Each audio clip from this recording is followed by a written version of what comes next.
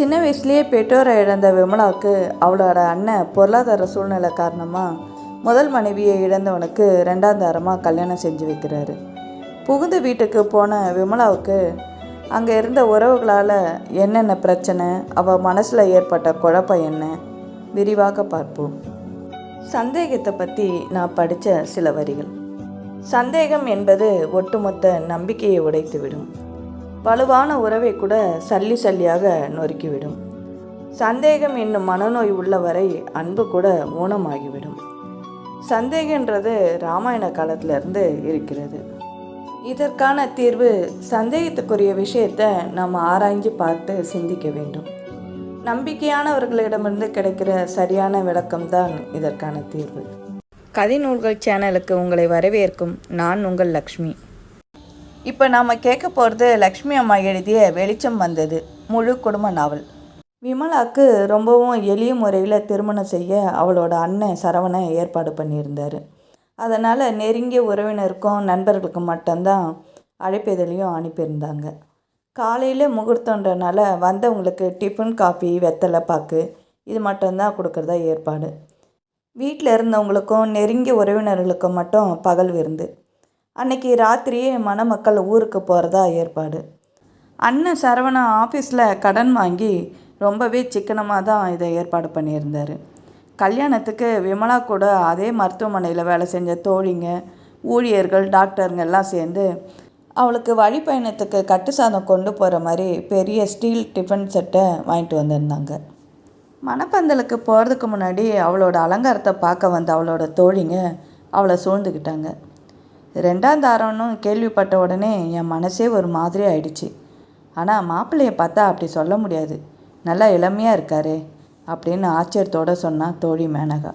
முதல் மனைவியோட 2 வருஷம் கூட வாழலையாமே, மாப்பிள்ளை பார்க்க ரொம்ப லட்சணமாக இருக்கார், கொடுத்து வச்சவண்ணி அப்படின்னு இன்னொருத்தி காது பக்கத்தில் கிசுகிசுதான். இன்னொருத்தி, இதோ பாரு விமலா, ரெண்டாம் தாரன்னு நீ கஷ்டப்படாத, போன வருஷம் சீதாவுக்கு கல்யாணம் ஆச்சு, முதல் தாரன்னு நாமெல்லாம் நினச்சோம் இல்லையா, ஆனால் அவன் ஏற்கனவே பல பொண்ணுங்களோட தொடர்பு வச்சுக்கிட்டு இருந்தவனா, அந்த கணக்கில் அவனை எத்தனாம் தாரம்னு நினச்சிக்கிறது, அதை விட ரெண்டாம் தாரமாக வாழ்க்கைப்படுறோம்னே தெரிஞ்சே கல்யாணம் பண்ணிக்கிறது எவ்வளோ நிம்மதி இல்லையா, அவளுக்கு உற்சாகம் கொடுக்குற மாதிரி பேசினா ஒருத்தி. கல்யாணத்தை பற்றி விமலா கண்டிருந்த கனவெல்லாம் எவ்வளவோ, ஆனால் அதை நினைவாக்க அண்ணனுக்கு பொருளாதாரம் இடம் தரல. நகரத்தில் உரம் விற்கிற ஒரு கம்பெனியில் விற்பனை பகுதியில் வேலை செஞ்சுட்டு இருந்தார். ரொம்ப வருஷம் கழித்து உழைச்சதுக்கப்புறம்தான் இப்போ தான் தலைமை மேற்பார்வையாளர் பதவியே கிடச்சிருக்கு. சம்பளம் கொஞ்சம்தான் உயர்ந்திருந்தது, ஆனால் அதை சரிப்படுத்துறதுக்கு விலைவாசி ரொம்பவே அதிகமாகிருக்கு. அண்ணாவுக்கு 4 குழந்தைங்க. முதல் 3 பொண்ணு, 4வது ஒரு பையன். 3 பொண்ணுங்களும் மலமலன்னு வளர்ந்து கல்யாணத்துக்கு நின்னதை பார்த்து என்ன பண்ண போகிறோன்னு அடிக்கடி புலம்புனா அண்ணி. குழந்தைங்க, மனைவி, சின்ன வயசில் பெற்றோர் விட்டு போன தன்னோட தங்க, கடன் சுமையில் இருக்கிற சொந்த வீடுன்னு அண்ணா சம்சார பந்தத்தில் எதிர்நீச்சல் போட்டுட்டு இருந்தார். உபகார சம்பளத்தோட உதவியால் விமலா எப்படியோ ஒரு பட்டதாரி ஆயிட்டா. பின்னாடி உதவுன்னு நினச்ச அண்ணன் அவளை கஷ்டம் பார்க்காம செக்ரட்டரியேட் கோர்ஸில் சேர்த்து விட்டார். அந்த நிறுவனத்து மூலமாகவே புதுசாக ஆரம்பித்த தனியார் மருத்துவமனையில் அவளுக்கு வேலை கிடச்சிருந்தது. ஆப்ரேட்டர் கம் ரிசப்ஷனிஸ்ட் வேலைக்கு கிடைச்ச சம்பளம் 450 ரூபா தான். அவள் கொண்டு வந்த சம்பளத்தில் பாதியை வீட்டு செலவுக்கும் போயிட்டு வர போக்குவரத்து செலவுக்கும் போக மீதியை சேமிப்பு நிதியில் போட சொல்லி அண்ணி பூமா சொல்லியிருந்தா. திடீர்னு கல்யாணம் கூட்டிட்டா புடவை துணிமணின்னு எடுக்க கையில் 4 காசு இருக்க வேண்டாமா, அதுதான் அவளோட எண்ணம். விமலாவோட தாய் விட்டு போன நகைங்களில் ஒரு ஜோடி தங்க கொலுசு தான் அவளுக்கு மிஞ்சி இருந்தது. அந்த காலத்தில் செஞ்சதுனால அதோட தரமும் நல்லா இருந்தது. நகையை அழித்து காதுக்கு ஒரு சின்ன கம்மலும், கைக்கு ஒரு ஜோடி வளையலும், கழுத்துக்கு மெலிசாக ஒரு செயினும் செஞ்சு அண்ணி தயாராக வச்சுருந்தா. ஆனால் அவளை பார்க்க வந்த மாப்பிள்ளை வீட்டாருங்க 20 பவுன் நகையாவது போட மாட்டிங்களான்னு கேட்டப்போ அண்ணன் அதிர்ந்து போனார். வரதட்சணை, நகைங்க, சீரு, விமர்சையான கல்யாணம், இதுக்கெல்லாம் அவர் எங்கே போவார் பணத்துக்கு? ஒருவேளை அவரோட தங்க விமலா தெருக்கோடியில் இருக்கிற ரிட்டையர் பள்ளி ஆசிரியர் பங்கஜத்தை போல் கல்யாணமே ஆகாமல் தனிமரமாக நின்றுடுவாளோ? இரவும் பகலும் அண்ணனுக்கு அன்னைக்கும் விமலாவை பற்றின கவலை தான். அவளோட கல்யாணமே ஒரு பெரிய பிரச்சனையாக உருவாகி இருந்தது. இங்கே சொன்னாங்க அங்கே சொன்னாங்கன்னு அண்ணன் வரன் தேடி அலைஞ்சு கால் ஓஞ்சி போனார். அண்ணி வேண்டாத தெய்வம் இல்லை, இருக்காத விரதம் இல்லை. கவலைப்பட்ட அன்னிக்கு எதிர் வீட்டு பாட்டி தான் அடிக்கடி அவளுக்கு ஆறுதல் சொல்லிகிட்டு இருந்தா. பூமா, நீ ஏன் கவலைப்படுற? அவளுக்குன்னு ஒருத்தன் எங்கேயாவது பிறந்திருப்பான். அந்த மாதிரி ஒருத்தன் கோடி வீட்டு பங்கஜத்துக்கு ஏன் பிறக்கலை? ரிட்டையர்டு வயசை தாண்டியும் வீட்டில் ஒண்டிக்கட்டையாக உட்காந்துருக்காளே. கேட்க தோணுச்சு விமலாவுக்கு. பெரியவங்க பேச்சுக்கு நடுவில் குறுக்க பேசுறது தப்புன்னு அமைதியாக இருந்தா. எதிர் வீட்டுக்கார் தயவால் தான் இந்த வரன் அமைஞ்சிருந்தது. ஒரு நாள் எதிர் வீட்டுக்காரு, தம்பி சரவணா, இப்படி வா, உங்ககிட்ட ஒரு விஷயம் சொல்கிறேன். எனக்கு தெரிஞ்ச ஃப்ரெண்டோட உறவுக்கார பையன், பட்டதாரி தான். விவசாயம் பார்த்துக்கிட்டு கிராமத்தோட வீடும் வாசலமாக இருக்கிறான். கையில் எதுவும் தர வேணாம், நகை நட்டு கூட வேண்டாமா, கோயிலில் வச்சு சிம்பிளாக தாலி கட்டினா போதுமா. ஒரு நல்ல குடும்ப பொண்ணாக இருந்தால் சொல்லுங்கன்னு செய்தி அனுப்பியிருக்கான் அப்படின்னு ஆரம்பித்தார். அண்ணாவும் அண்ணியும் அந்த வரனை பற்றி ரகசியமாக பேசிக்கிட்டாங்க. ஒரு நாள் விமலாவை லீவு போட்டுட்டு வீட்டிலே இருக்க சொன்னாங்க. அண்ணி அவசரமாக கொஞ்சம் தேங்காய் பருப்பியும் வாழைக்காய் பச்சியும் செஞ்சா. கூடத்தை பெருக்கி கோலம் போட்டு வீட்டில் இருந்த 2 நாற்காலியும் எடுத்து நடுவில் போட்டு அலங்கரித்தான். 4 மணிக்கு அவங்கெல்லாம் வராங்க. நீ முகத்தை கழுவி தலையை வாரிக்கிட்டு பூ வச்சுக்கிட்டு என்னோட தீபாவளி புடவை எடுத்து கட்டிக்கிட்டு தயாராக இரு. 4-5 தடவை இந்த மாதிரி பொண்ணு பார்த்ததுனால அலுப்பான விமலா, இந்த தடவை யாரை நீ பார்க்க வராங்க? அநேகமாக இந்த இடம் குதிரம் போல் இருக்குது. வரதட்சணை பிரச்சனை எதுவும் இல்லை. கல்யாணத்தை நம்ம இஷ்டப்படி செய்யலான்னு மாப்பிள்ளை சொல்லியிருக்காராம். அப்படி சொல்கிற இளைஞருங்க இந்த காலத்தில் ரொம்ப குறைவாச்சு. இதில் ஏதாவது சிக்கலும் இல்லை, சடையும் இல்லை விமலா. உங்ககிட்ட மறைக்க போகிறதில்ல. அண்ணா இருக்கிற நிலமையில் வேறு இடம் பார்க்குறதுக்கு இனிமேல் முடியாது. இப்போ வரப்போகிற மாப்பிள்ளைக்கு உன்னை பிடிச்சிருந்தா நீ மறுக்காமல் கட்டிக்கிட்டேனா அப்படின்னு சொன்ன உடனே விமலாவுக்கு திக்குன்னு இருந்தது. பெற்றவங்களுக்கும் மற்றவங்களுக்கும் ஒரு பொண்ணு கல்யாணன்ற காரணத்தினால எவ்வளோ பெரிய சுமையாயிடுறா. அண்ணி, உண்மையை சொல்லுங்கள். உங்கள் பேச்சுக்கு எதிர்பேச்சு நான் என்னைக்காவது பேசியிருக்கேனா? விமலா, இப்போ வரப்போகிற மாப்பிள்ளை உன்னை 2ஆம் தாரமாக கேட்க தான் வராரு. முதல் மனைவி இறந்து 2 வருஷத்துக்கு மேலாவுதான். குழந்தை குட்டின்னு எதுவும் கிடையாதான். அவளோட கற்பனை கோட்டெல்லாம் ஒரு நிமிஷத்தில் பொடி பொடியாகி தரமட்டமாயிடுச்சு. 2ஆம் தாரமாவா? எச்சில் விழுங்கினா. பேசிகிட்டு இருக்காத, நேரமாயிடுச்சு, அவங்களாம் வந்துடுவாங்க. அண்ணி அவளை அவசரப்படுத்தினா. அவளுக்கு துக்கம் தொண்டையை அடைச்சிது. தலையை வாரி பொட்டு வச்சுக்கிட்டு அண்ணி கொடுத்த புடவையை கட்டிக்கிட்டு தயாராக நின்னான். அதுக்குள்ளே வாசலில் டாக்ஸி வந்து நிற்கிற சத்தம் கேட்டுது. ஜன்னல் வழியாக எட்டி பார்க்குறதுக்குள்ளே அவங்கெல்லாம் கூடத்துக்கு வந்திருந்தாங்க. ஓட்டை எதுவும் இல்லாத கதவுன்றனால அவங்கள யாரையும் அவளால் சரியாக பார்க்க முடியல. 2ஆம் தாரம்னு சொன்னாங்களே, வயசு என்ன இருக்கும்? மருத்துவமனையில் வேலை செஞ்ச ஆயா பாஞ்சாலியோட மகளை 2ஆம் தாரமாக கட்டி கொடுத்துருந்தா. ஒரு தடவை தன்னோட மாமியாரை தேடிக்கிட்டு கிராமத்துலேருந்து வந்திருந்தார் பாஞ்சாலியோட மருமகன். 20 வயசு மகளை பாஞ்சாலி 50 வயசுக்காருக்கு 2ஆம் தாரமாக கட்டி கொடுத்துருந்ததை பார்த்தப்போ அவள் அதிர்ந்து போனான். கல்யாணன்றதுக்காக இளமைக்கு இப்படி ஒரு தண்டனையா? ரெட்டை நாடியாக இருந்த அந்த மனுஷனோட உப்பிய வயிறையும் வழுக்க தலையும் பார்த்து அவள் அதிர்ந்து போனான். கொடி போல் மிடுக்காக இருந்த அந்த பாஞ்சாலி மகளுக்கு இப்படி ஒரு கணவன் தேவையா? கொஞ்சமும் ஜோடி பொருத்தம் இல்லாமல் அன்னைக்கு முழுக்க அவளுக்கு மனசு வேதனையாகவே இருந்தது. இப்போ அவளோட விஷயமும் இப்படித்தான் முடிய போகுது போல இருக்குது. வழுக்க தலையோடையும் தொந்தியோடையும் கூடத்தில் உக்காந்துட்டு அவளோட வருகைக்காக காத்திருக்கிறது போல் கற்பனையில் அவள் பயந்தே போனான். இங்கே வா விமலா, இவங்களுக்கெல்லாம் காப்பி பலகாரம் கொடுக்கறதுக்கு அன்னிக்கு உதவி பண்ணுன்னு அண்ணன் குரல் கேட்டது. வேறு வழி இல்லாமல் ரூமை விட்டு வெளியே வந்தா. கூட்டத்தில் இருந்தவங்களில் மாப்பிள்ளையை அவளால் அடையாளம் காண முடியல. இந்தாம்மா, இதை வாங்கிக்கோ. நெத்தி நிறைய குங்குமம் வச்சுக்கிட்டு இருந்த ஒருத்தி வெத்தலை பாக்கு பழத்தட்டை அவகிட்ட நீட்டினான். மாப்பிள்ளையை பார்த்துட்ட இல்லையா? அண்ணி பூமா கேட்டப்போ, அந்த கூட்டத்தில் யாருன்னு தெரியல அண்ணி. பைத்தியக்கார பொண்ணு, இப்படி வா, இந்த ஜன்னல் வழியாக பாரு. அந்த நீல ஷர்ட்டும் வெள்ளை பேண்ட்டுமா அந்த பெரியவர் பக்கத்தில் உக்காந்துருக்காரு, அவர் தான் மாப்பிள்ளை. ஜன்னல் வழியாக பார்த்தா விமலா. அவள் நெஞ்சு திக்கு திக்குன்னு அடிச்சுக்கிட்டுது. அரும்பு மீசியும் சுருண்டு கிராப்புமா உட்காந்துருந்த அந்த இளைஞனா மாப்பிள்ளை. பிடிச்சிருக்கா? அண்ணி தோலை குலுக்கி கேட்டப்போ, உங்கள் இஷ்டம் அண்ணி அப்படின்னு சுருக்கமாக சொன்னான். கலையான முகத்தோட பல்லு தெரிய சிரிச்சுக்கிட்டு இருந்த அந்த இளைஞரா மாப்பிள்ளை அவளுக்கு ரொம்பவே பிடிச்சிருந்தது. மனசை அழுத்தின அந்த பயங்கர கற்பனை கலைஞ்சதில் அவளுக்கு பெரிய நிம்மதி. அதுக்கப்புறம் எல்லாமே வேகமாக நடந்தது. கல்யாணத்துக்கு தேதி குறித்த உடனே அவள் தன்னோட வேலையை ராஜினாமா செஞ்சிட்டாள். அண்ணி அவளோட சேமிப்புலேருந்து பணத்தை எடுத்து அவளுக்கு வேண்டிய புடவை ரவிக்கை இதெல்லாம் வாங்கி வச்சான். கூரையும் தாலியையும் மாப்பிள்ளை வீட்டுக்காரங்களே ஏற்றுக்கிட்டு இருந்தாங்க. கல்யாண செலவில் பாதியை கூட அவங்களே ஏற்றுக்கிட்டது அண்ணன் சரவணனுக்கு ரொம்ப உதவியாக தான் இருந்தது. பகல் விருந்துக்கு அப்புறம் மாப்பிள்ளை மோகன் அண்ணா கிட்ட, நான் விமலா கூட கொஞ்சம் தனியாக பேச விரும்புகிறேன். உடனே அண்ணா, அவள் இனி உங்கள் வீட்டை சேர்ந்தவா, என் உத்தரவு தேவையான்னு சொல்லி சிரித்தார். சாயந்தரம் டிஃபனுக்கு அப்புறம் மாப்பிள்ளையும் பொண்ணும் வெளியே கிளம்புனாங்க. டாக்ஸியை கடற்கரையில் நிறுத்திட்டு 2 பேரும் பாதையோரமாக நடந்து போகும்போது 2 இளவட்டங்க அவங்கள ஒரு மாதிரியாக பார்த்தாங்க. ஏய், கட்டாயம் இவங்க கள்ளக்காதலராக தான் இருக்கணும். டாக்ஸியில் கூட்டிகிட்டு வந்து பீச்சுக்கு காற்று வாங்க வரான்னா அவனோட மனைவியாக இருக்க முடியாதுன்னு சொல்லி சிரித்தான் ஒருத்தன்.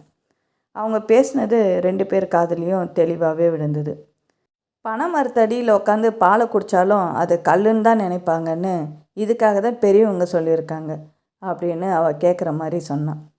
கண்ணால் காண்பதும் பொய், காதால் கேட்பதும் பொய், தீர விசாரிப்பது தான் மெய்யின்றத இந்த இளவட்டங்க நிரூபிக்கிறாங்க. உன் கழுத்தில் கிடக்கிற புது மஞ்சள் கயிறை கூட பார்க்க நேரம் இல்லை. மனசில் தோணுனதை சொல்லிட்டு போயிட்டாங்க இல்லையா, சொல்லிவிட்டு அவன் சிரித்தான். மணல் இருந்த ஒரு இடத்த காட்டி அவளை உட்கார சொல்லிவிட்டு எதிர உக்காந்தான். பூ, மல்லிப்பூ அப்படின்னு கத்திக்கிட்டு வந்த பையனை கூப்பிட்டு 2 முழம் பூ வாங்கி அவகிட்ட கொடுத்தான். தனியாக இருந்தால் நானே உன் தலையில் வச்சிடுவேன். இவ்வளோ பெரிய கும்பலுக்கு நடுவில் நான் வச்சா இன்னும் 2 இளசுங்க வந்து ஏதாவது பேத்திட்டு போவாங்க. அதனால தான் நீயே வச்சுக்கோ அப்படின்னு சொன்னான். பூவை எடுத்து தலையில் வச்சுக்கிட்டு கடலை வேடிக்கை பார்த்துட்டு இருந்தா விமலா. என்ன பேசுகிறதுனே தெரியாமல் குழப்பம் அவளுக்கு. என்னை பற்றி உனக்கு எதுவும் தெரியாது இல்லையா? சுருக்கமாக சொல்லிடுறேன். எனக்கு அப்பா அம்மா சின்ன வயசுலேயே இறந்ததுனால என்னை என் சித்தப்பா தான் வளர்த்தாரு. சின்னம்மாவும் கொஞ்ச நாள்லேயே இறந்துட்டனால இப்போ நானும் சித்தப்பா மட்டும்தான் வீட்டில் இருக்கோம். அவருக்கும் வயசாகிட்டதுனால அடிக்கடி உடம்புக்கு முடியாமல் போயிடும். காய்ச்சல், முட்டி நோவுன்னு படுத்துப்பார். நீ வீட்டை கவனிச்சுட்டு சித்தப்பாவையும் கவனிச்சிக்கிட்டா போதும். உங்களுக்கு சித்தப்பானா எனக்கு மாமனார் இல்லையா? கவனிக்க வேண்டியது என் கடமை தானே. மணலை விரலால் அலைஞ்சிக்கிட்டு விமலா சொன்னான். நம்ம வீடு கிராமத்தில் கொஞ்சம் ஒதுக்குப்புறமாக இருக்கும். வீடு வயல் எல்லாம் சித்தப்பாவோட சொத்து தான். அவருக்கு அப்புறம் எல்லாமே எனக்குன்னு எழுதி வச்சிருக்கிறாரு. என்னை படிக்க வச்சு ஆளாக்குனதும் அவர் தான். அதனால் நான் அவருக்கு ரொம்ப கடமைப்பட்டிருக்கேன். அவருக்கு குழந்தைங்க எதுவும் கிடையாதா? ஒரே ஒரு பொண்ணு இருந்தா. கல்யாணம் ஆகி புகுந்த வீட்டுக்கு போனவ 2 மாதத்தில் இறந்துட்டான். அது அவருக்கு ஒரு பெரிய துயரமாக இருந்தது. சித்தப்பா மக துளசிக்கு என் மேலே ரொம்ப பாசம். எனக்கும் கூட பிறந்த சகோதரி இல்லாதனால துளசிக்கிட்ட ரொம்ப அன்பாக இருந்தேன். தங்கச்சிக்கு இது வாங்கணும் அது வாங்கணும்னு ஒவ்வொரு தடவை கல்லூரி விடுமுறையப்போ நான் நகரத்தில் தேடி தேடி சாமானெல்லாம் வாங்கிக்கிட்டு போவேன். எங்களுக்கு கொடுத்து வைக்கல, அவள் போயிட்டா. துளசி இறந்ததுக்கப்புறம் கொஞ்சம் வருஷம் கழித்து எனக்கு கல்யாணம் ஆச்சு. சித்தப்பா பார்த்த பொண்ணு தான் சங்கரி. ஒரு வகையில் தூரத்து உறவு. அதுக்கு மேலே விமலாவுக்கு அதை கேட்குறதுக்கு பிடிக்கல. கொஞ்ச நேரத்துக்கு முன்னாடி அவள் யாரோ அவன் யாரோ. அன்னைக்கு காலையில் அவள் கழுத்தில் மஞ்சள் கயிறை கட்டினதுக்கப்புறம் அவன் அவளுக்கு கணவன். தன்னுடையவன் ஆனதுக்கப்புறம் இன்னொருத்தி கணவனாக நினச்சி பார்க்க அவளுக்கு பிடிக்கல. அண்ணா சொல்லியிருக்காரு தெரியும் அப்படின்னா. இப்போ அவளை பற்றி பேச வேண்டிய அவசியம் என்னன்ற மாதிரி அவளோட பார்வை இருந்தது. மற்றவங்க ஏதாவது உங்ககிட்ட சொல்லி அதிர்ச்சி கொடுக்கறத விட நானே சொல்லிடுறது நல்லது இல்லையா? என் மனைவி இறக்கிறதுக்கு கொஞ்ச நாளைக்கு முன்னாடி நானும் அவளும் மனஸ்தாபத்தில் ஒருத்தரோட ஒருத்தர் பேசாமல் இருந்தோம்.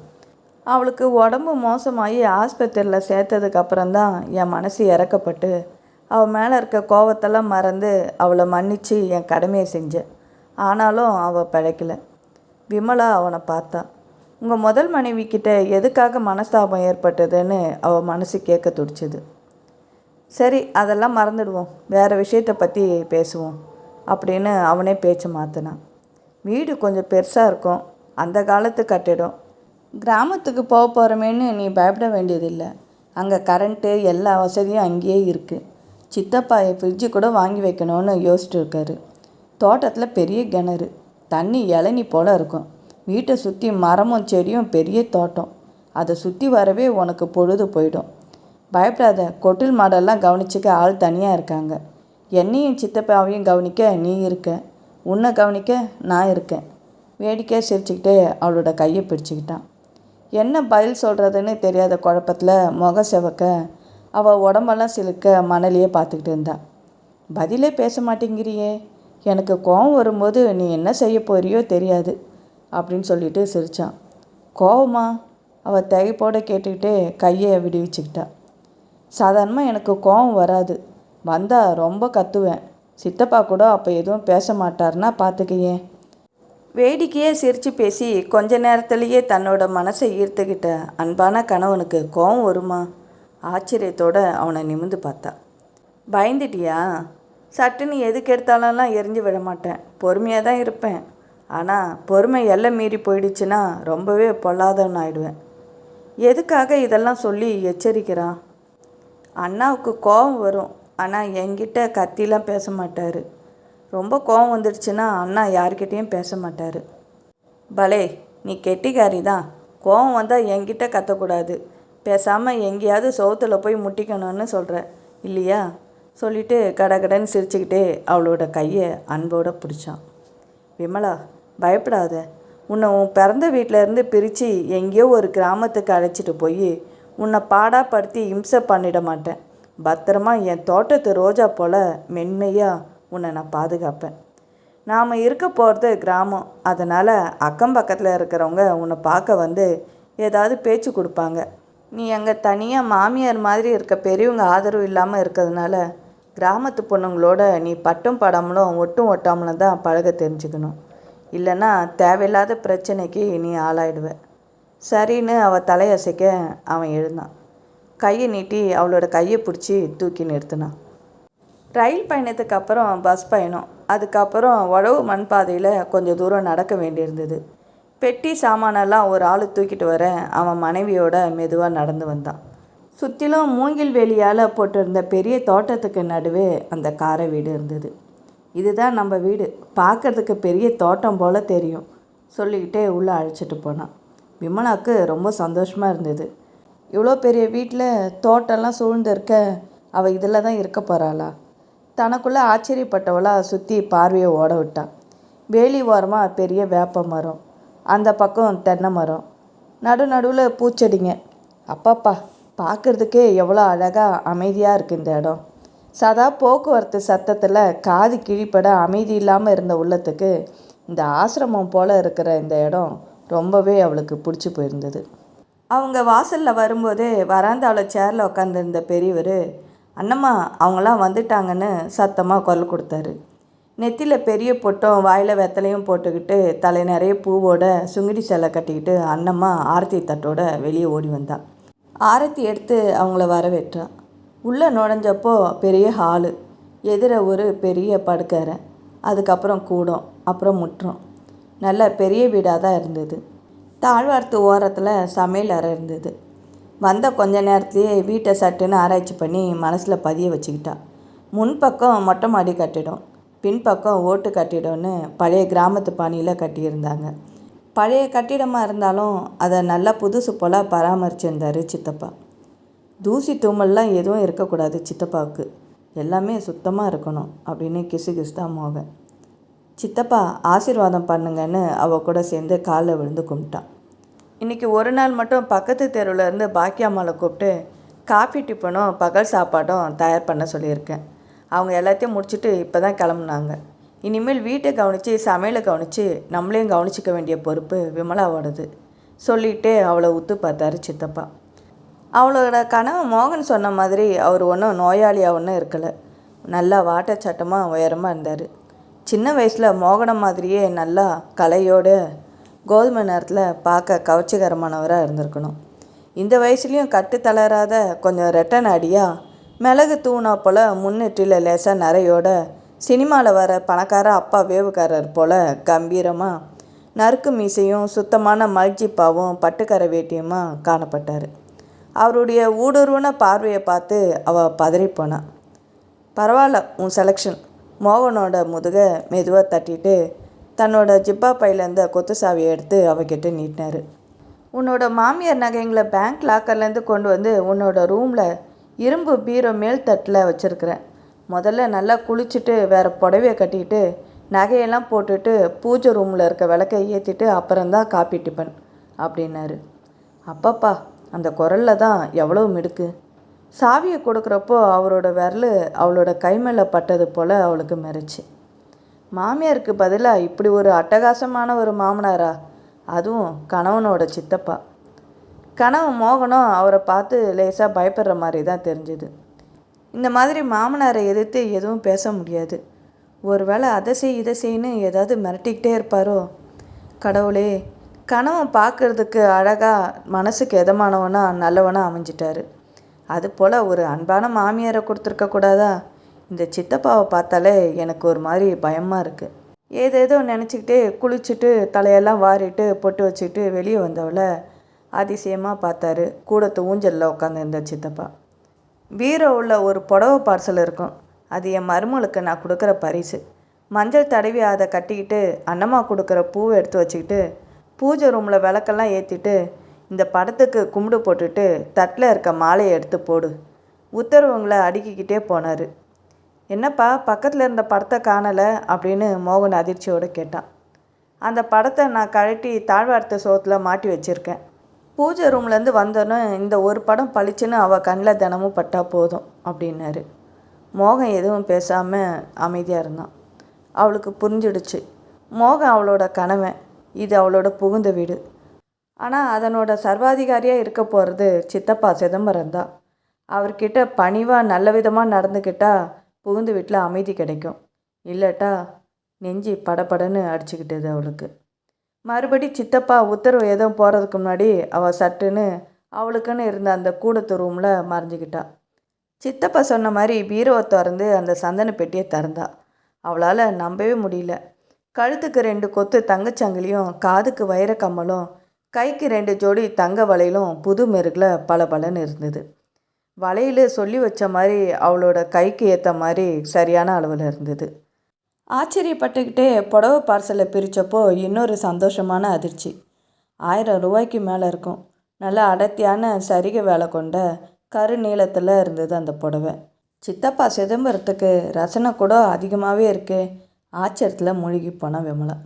வேகமாக புடவையை கட்டிக்கிட்டு நகையெல்லாம் போட்டுக்கிட்டான். தன்னோட கைப்பையில் கொண்டு வந்திருந்த பவுட்ரு டப்பாவை எடுத்து லேசாக ஊற்றிக்கிட்டு கண்ணாடியில் தன்னை ஒரு முறை பார்த்தப்போ அவளால் நம்பவே முடியல.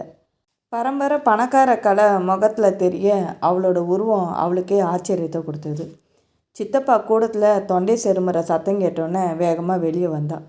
மோகனும் அதுக்குள்ளே குளிச்சுட்டு வேறு ட்ரெஸ் எல்லாம் உடுத்திக்கிட்டு நெத்தியில் திருநூறும் பட்டு சட்டை பட்டு வேட்டியமாக மாப்பிள்ளை கோலத்தில் கூடத்தில் வந்து சித்தப்பா பக்கத்தில் நின்றுட்டு இருந்தான். பூஜை ரூமில் இருந்த பெரிய முருகர் படத்துக்கு பூ வச்சு விளக்கேற்றிட்டு கும்பிட்டுட்டு வெளியே வந்தாங்க. விமலா சித்தப்பா சொன்ன மாதிரி மல்லிகை மாலையை எடுத்து சோத்தில் மாட்டியிருந்த அந்த அம்மாவோட ஃபோட்டோவுக்கு போட்டு விட்டா. அவள் தான் உன்னோட மாமியார், உன்னை பார்க்க கொடுத்து வைக்காமல் போயிட்டா.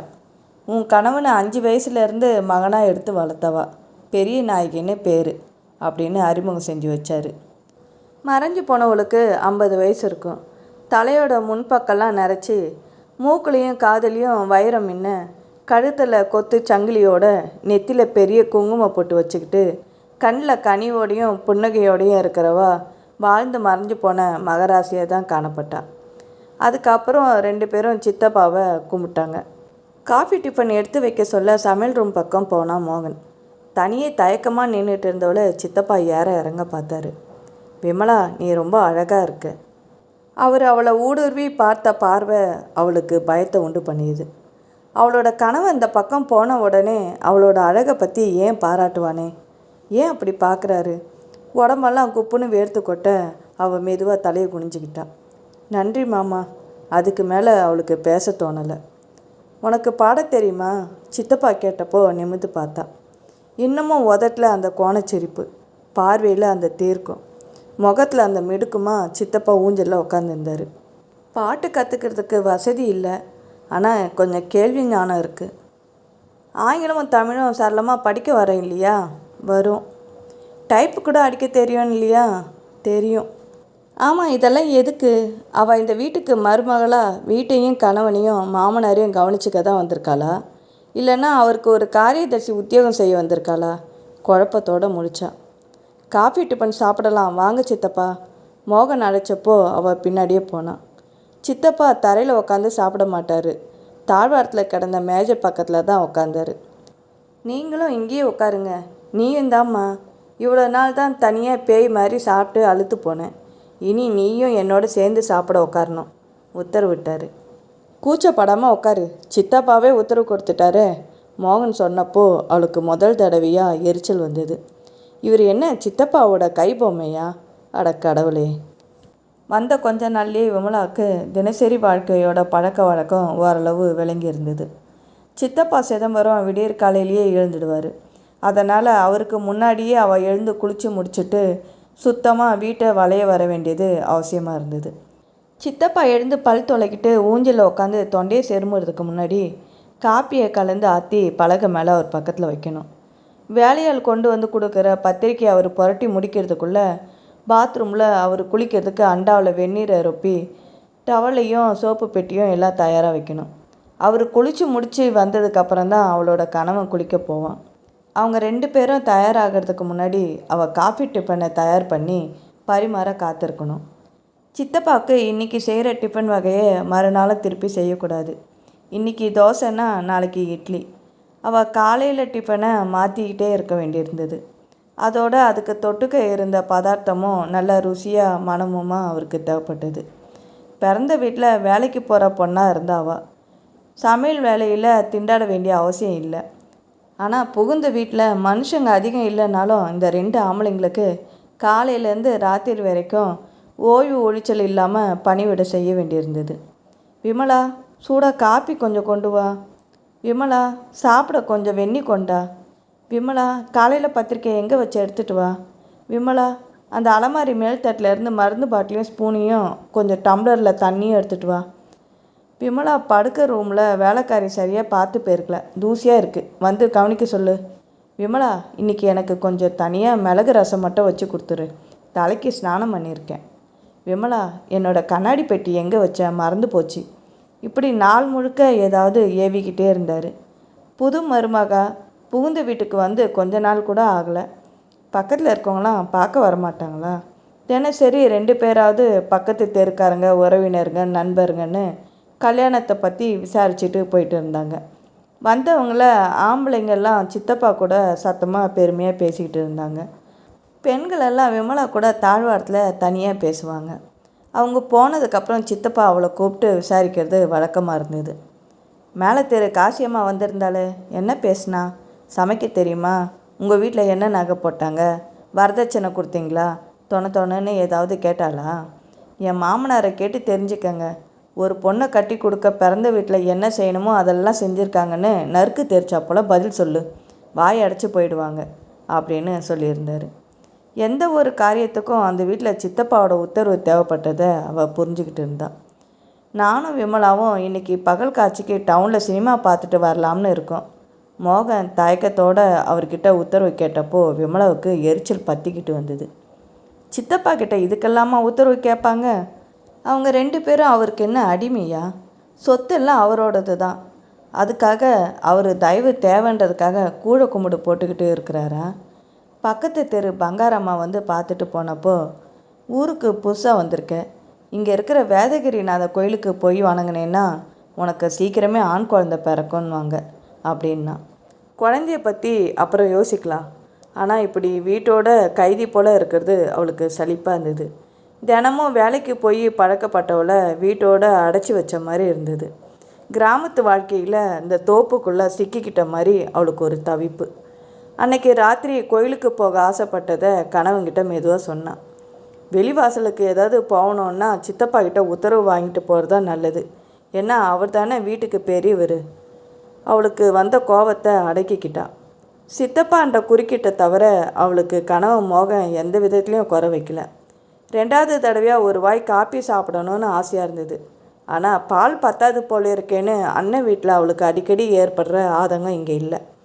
சொம்பு நிறைய நுர பொங்க பாலை கறந்துட்டு வந்து வேலையால் பொழுது விடியறதுக்கு முன்னாடியே கதவை தட்டி கையில் கொடுத்துட்டு போவான்.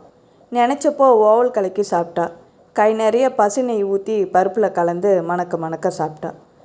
தோட்டத்துலேருந்து அப்போ தான் ஒடிச்சிட்டு வந்த காய்கறிகளெல்லாம் அரிஞ்சு போட்டு அவள் சமைச்சு ருசித்து சாப்பிட்டா.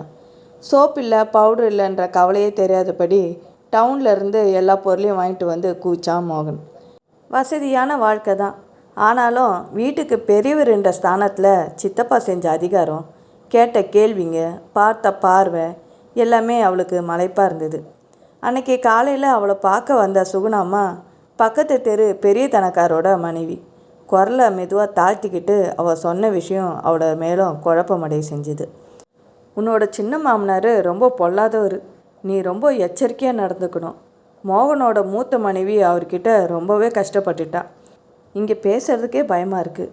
நீ திங்கக்கிழமை நான் வேதகிரீஸ்வரர் கோயிலுக்கு சாமி கும்பிட போவேன். நீயும் அங்கே வாயேன். அங்கே ஒரு பக்கம் உக்காந்து சாவகாசமாக பேசலாம். அவளோட ஆவலை தூண்டி விட்டிருந்தா சுகுணாம்மா. விமலாவோட மனசை குழப்புற மாதிரி இன்னொரு சம்பவமும் நடந்தது. வெள்ளிக்கிழமை சாயந்தரம் தோட்டத்தில் இருந்த மல்லிகைப்பூவை பறித்து நாரில் தொடுத்துட்டு வந்த வேலைக்காரி ரொம்ப நாள் அங்கே வேலை செஞ்ச உரிமையில், அம்மா மூத்தவங்களுக்கு கொஞ்சம் பூ வச்சு சாமி கும்பிட்டுட்டு மீதியை உங்கள் தலையில் வச்சுக்கங்கம்மா அப்படின்னு சொன்னான். சத்தம் இல்லாமல் பின்னாடி வந்து நின்ன சித்தப்பாவோட முகம் கடுமையாக இருந்தது. விமலா என்ன செய்யணும் செய்ய வேண்டான்னு தீர்மானிக்க நாங்கள் இருக்கோம். நீ உன் வேலையை பார்த்துக்கிட்டு போ அப்படின்னு கர்ஜித்தார். விமலா பயந்து நடுங்கியே போனான். வேலைக்காரி அப்படின்னு தப்பாக சொல்லிட்டா? ஆமாம், கூடத்தில் மாமியார் ஃபோட்டோ பக்கத்தில் இருந்த மூத்தவளோட ஃபோட்டோவை எடுத்து அவள் வர்றதுக்குள்ளே ஏன் கழட்டி தாழ்வாரத்தில் மாட்ட சொன்னார்? மூத்த மனைவியை பற்றி மோகன் எதுவுமே பேசுறதில்ல. ஏன்? சங்கரியோட படத்துக்கு பூ வைக்க சொன்னதுக்கு அப்படி ஏன் சித்தப்பாவுக்கு கோவம் வரணும்? தாழ்வாரத்தோட பக்கமாக நடக்கும்போது மூத்தவளோட படத்தை பல தடவை அவள் உத்து பார்த்துருக்கா. ஃபோட்டோவில் இருந்தவளுக்கு 25 வயசுக்கு மேலே இருக்காது. நேரில் எப்படி இருந்தாலோ படத்தில் கேமராவுக்கு ஏற்ற மாதிரி நல்ல அழகான முகம். நேரில் பார்க்கவும் அப்படியே இருந்திருந்தா கட்டாயம் அவள் ஒரு அழகியாக தான் இருந்திருக்கணும். ஆமாம், அவள் என்ன வியாதியில் இவ்வளோ சின்ன வயசுலேயே இறந்து போனா? மோகன் தன்னோட மூத்த மனைவியை ரொம்பவே நேசிக்கிறானா? இன்னமும் அந்த ஆசை அவனோட அடி மனசில் கொழுந்து விட்டு எரியுதா? போராமையும் குழப்பமுமா தான் அந்த படத்தை எப்போவும் பார்ப்பா. இப்போ அந்த மூத்தவளை பற்றி தெரிஞ்சுக்கிற ஆசை அவளுக்கு அதிகமாகவே ஏற்பட்டிருந்தது. திங்கட்கிழமை காலையில் சித்தப்பா ஊஞ்சல் ஆடிக்கிட்டே காப்பி குடிச்சிட்டு இருந்தப்போ அவர் எதிர்க்க அவள் போய் நின்னான். வேதகிரீஸ்வரர் கோயிலுக்கு போயிட்டு வர ஆசையாக இருக்குது. சோமவாரத்தில் சிவனை தரிசித்தா ரொம்ப விசேஷம். உங்கள் உத்தரவுன்னு மென்று விழுங்கினான். காலோட தலை வரைக்கும் அவ்வளோ கூர்மையாக பார்த்த சித்தப்பா, அதுக்கு என்ன, மோகனோட போய் அர்ச்சனை பண்ணிட்டு வா அப்படின்னு உத்தரவு போட்டார். கோயில் அவங்க வீட்டுக்கு பக்கத்துலேயே தான் இருந்தது. 2 பேரும் குளிச்சுட்டு கோயிலுக்கு தேங்காய் பழத்தோடு கிளம்புனாங்க. அர்ச்சனையை முடிச்சுட்டு வெளியே வந்தப்போ சுகுணாம்மா அவளை பார்த்தா. மோகனோட நண்பர்கள் அவனை பார்த்துட்டு அவன் கூட பேசவே சுகுணாவுக்கு சாதகமாக போயிடுச்சு. இப்படி வா, பேசக்கூட நேரம் இல்லை. உன்கிட்ட சொல்லி எச்சரிக்கணும்னு நினச்சேன். உன் மூத்தாள் சங்கரி இறந்ததுக்கு உன் சின்ன மாமனார் தான் காரணம். காஞ்சி போன உதட்ட நாக்கால் தடவிக்கிட்டா விமலா. அவள் நெஞ்சு பக்கு பக்குன்னு துடிக்க தொடங்குச்சு. உன் சின்ன மாமனார் இளம் வயசுலேயே ஒரு மாதிரியான ஆள், புரியுதா? பெண் சபலக்காரு. பொண்டாட்டி இறந்து போன உடனே அவரோட சேட்டையும் இன்னும் அதிகமாகிடுச்சு. வீட்டில் ஒரு சின்ன வயசு வேலைக்கார பொண்ணை கூட அவர் விட்டு வைக்கிறது இல்லையா. அதுக்கு பயந்துக்கிட்டே சின்ன பொண்ணுங்கள்லாம் உங்கள் வீட்டுக்கு வேலைக்கு வர்றதில்ல. மோகனுக்கு அவர் தான் சங்கரியை பார்த்து கல்யாணம் பண்ணி வச்சார். அவள் ரொம்ப ஏழை குடும்பத்தை சேர்ந்தவா. ரொம்ப படிப்பும் இல்லை. உன்னை போலவே அழகாக தான் இருப்பா. எனக்கு சொல்லவே பயமாக இருக்குது. பெரிய வம்பில் மாட்டிப்பணும்னு. சுற்றி முற்றி பார்த்தா சுகுணா. விமலாவுக்கு ஆவலில் தலையே வெடிச்சிடும் போல இருந்தது. சொல்லுங்கள், யார்கிட்டேயும் நான் மூச்சு விட மாட்டேன். விமலா, உன்னை பார்த்தா எனக்கு என் இறந்து போன தங்க ஞாபகம் வருது. அதனாலேயே என்னவோ உங்ககிட்ட சொல்லணும்னு ஒரு துடிப்பு. உன் மாமனார் ஒரு பொம்பளை பொறுக்கி. கண்ணுக்கோள் வைக்கிற இடம் சாத்துற இடம்னு நிர்ணயம் இல்லாத அயோக்கிய மனுஷன். சொந்த மருமகளையே வாய் கூசுது. அந்த பொண்ணு மானத்துக்கு பயந்து தூக்க மாத்திரையை சாப்பிட்டுட்டு செத்து போயிடுச்சு. எதுக்கும் நீ அவர்கிட்ட ரொம்ப ஜாக்கிரதையாக இரு. வேதகிரீஸ்வரனை பக்தியோடு வேண்டி தேடிக்கிட்ட அமைதியெல்லாம் கொஞ்ச நேரத்தில் அவளை விட்டு போயிடுச்சு. வாயும் நெஞ்சம் உலர்ந்து போக திடுக்கிட்ட நெஞ்சத்தோட அவள் திணறி போனான். உண்மையா? இது உண்மையா? அதனால தான் சித்தப்பா சிதம்பரம் அவளை அப்படி ஒரு மாதிரி பார்க்குறாரா? படிக்க வச்சுட்டோம், பணம் காசு தரோம், சொத்தையும் கொடுக்க போகிறோன்றதுக்காக மோகனோட மனைவி கிட்ட உரிமை கொண்டாட முயல்றாரா? சித்தப்பாவோட முயற்சி அவகிட்ட பலிக்காது. அவள் வளர்ந்த சூழ்நிலை, அவங்களோட குடும்ப பாரம்பரியத்தோட கௌரவம் எல்லாம் வேறன்றத சித்தப்பா புரிஞ்சுக்கிற மாதிரி அவள் செஞ்சிட மாட்டாளா?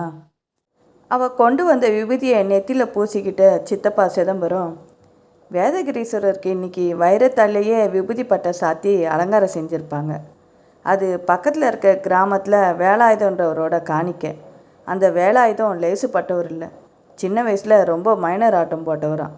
இப்போ ஒரேடியாக சாமியை கும்பிட்றாரு அப்படின்னு சத்தமாக சிரித்தபடி விபூதியை பூசிக்கிட்டாரு. அவரோட வயசு காலத்தில் அடங்கி போயிட்டாரு.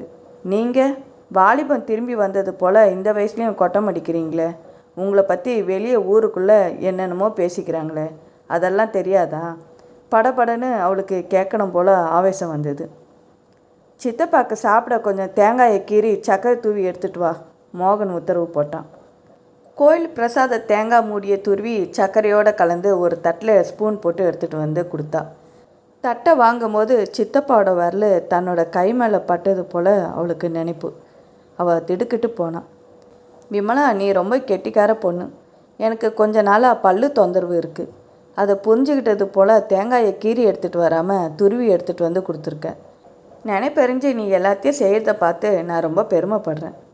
கோயிலுக்கு இந்த பிரிண்டட் புடவையை கட்டிட்டு போனேன். இந்த கலர் உனக்கு நல்லாவே இருக்குது. கணவன் சொல்ல வேண்டிய வார்த்தையெல்லாம் மாமனார் சொல்கிறது கேட்க அவளுக்கு பிடிக்கவே இல்லை. அதுவும் சுகுணா அம்மா சொன்ன விஷயத்தை கேட்டதுக்கப்புறம் அவரை நிமிர்ந்து பார்க்க கூட அவளுக்கு கூச்சமாக இருந்தது. சுகுணா அம்மா சொன்னது 100க்கு 100 உண்மையாக இருந்தால் அவள் தொடர்ந்து இந்த சின்ன மாமனாரோட வீட்டில் எப்படி நிம்மதியாக இருக்க முடியும்? பார்வை பேச்சு எல்லாம் வித்தியாசமாக தெரியுதே.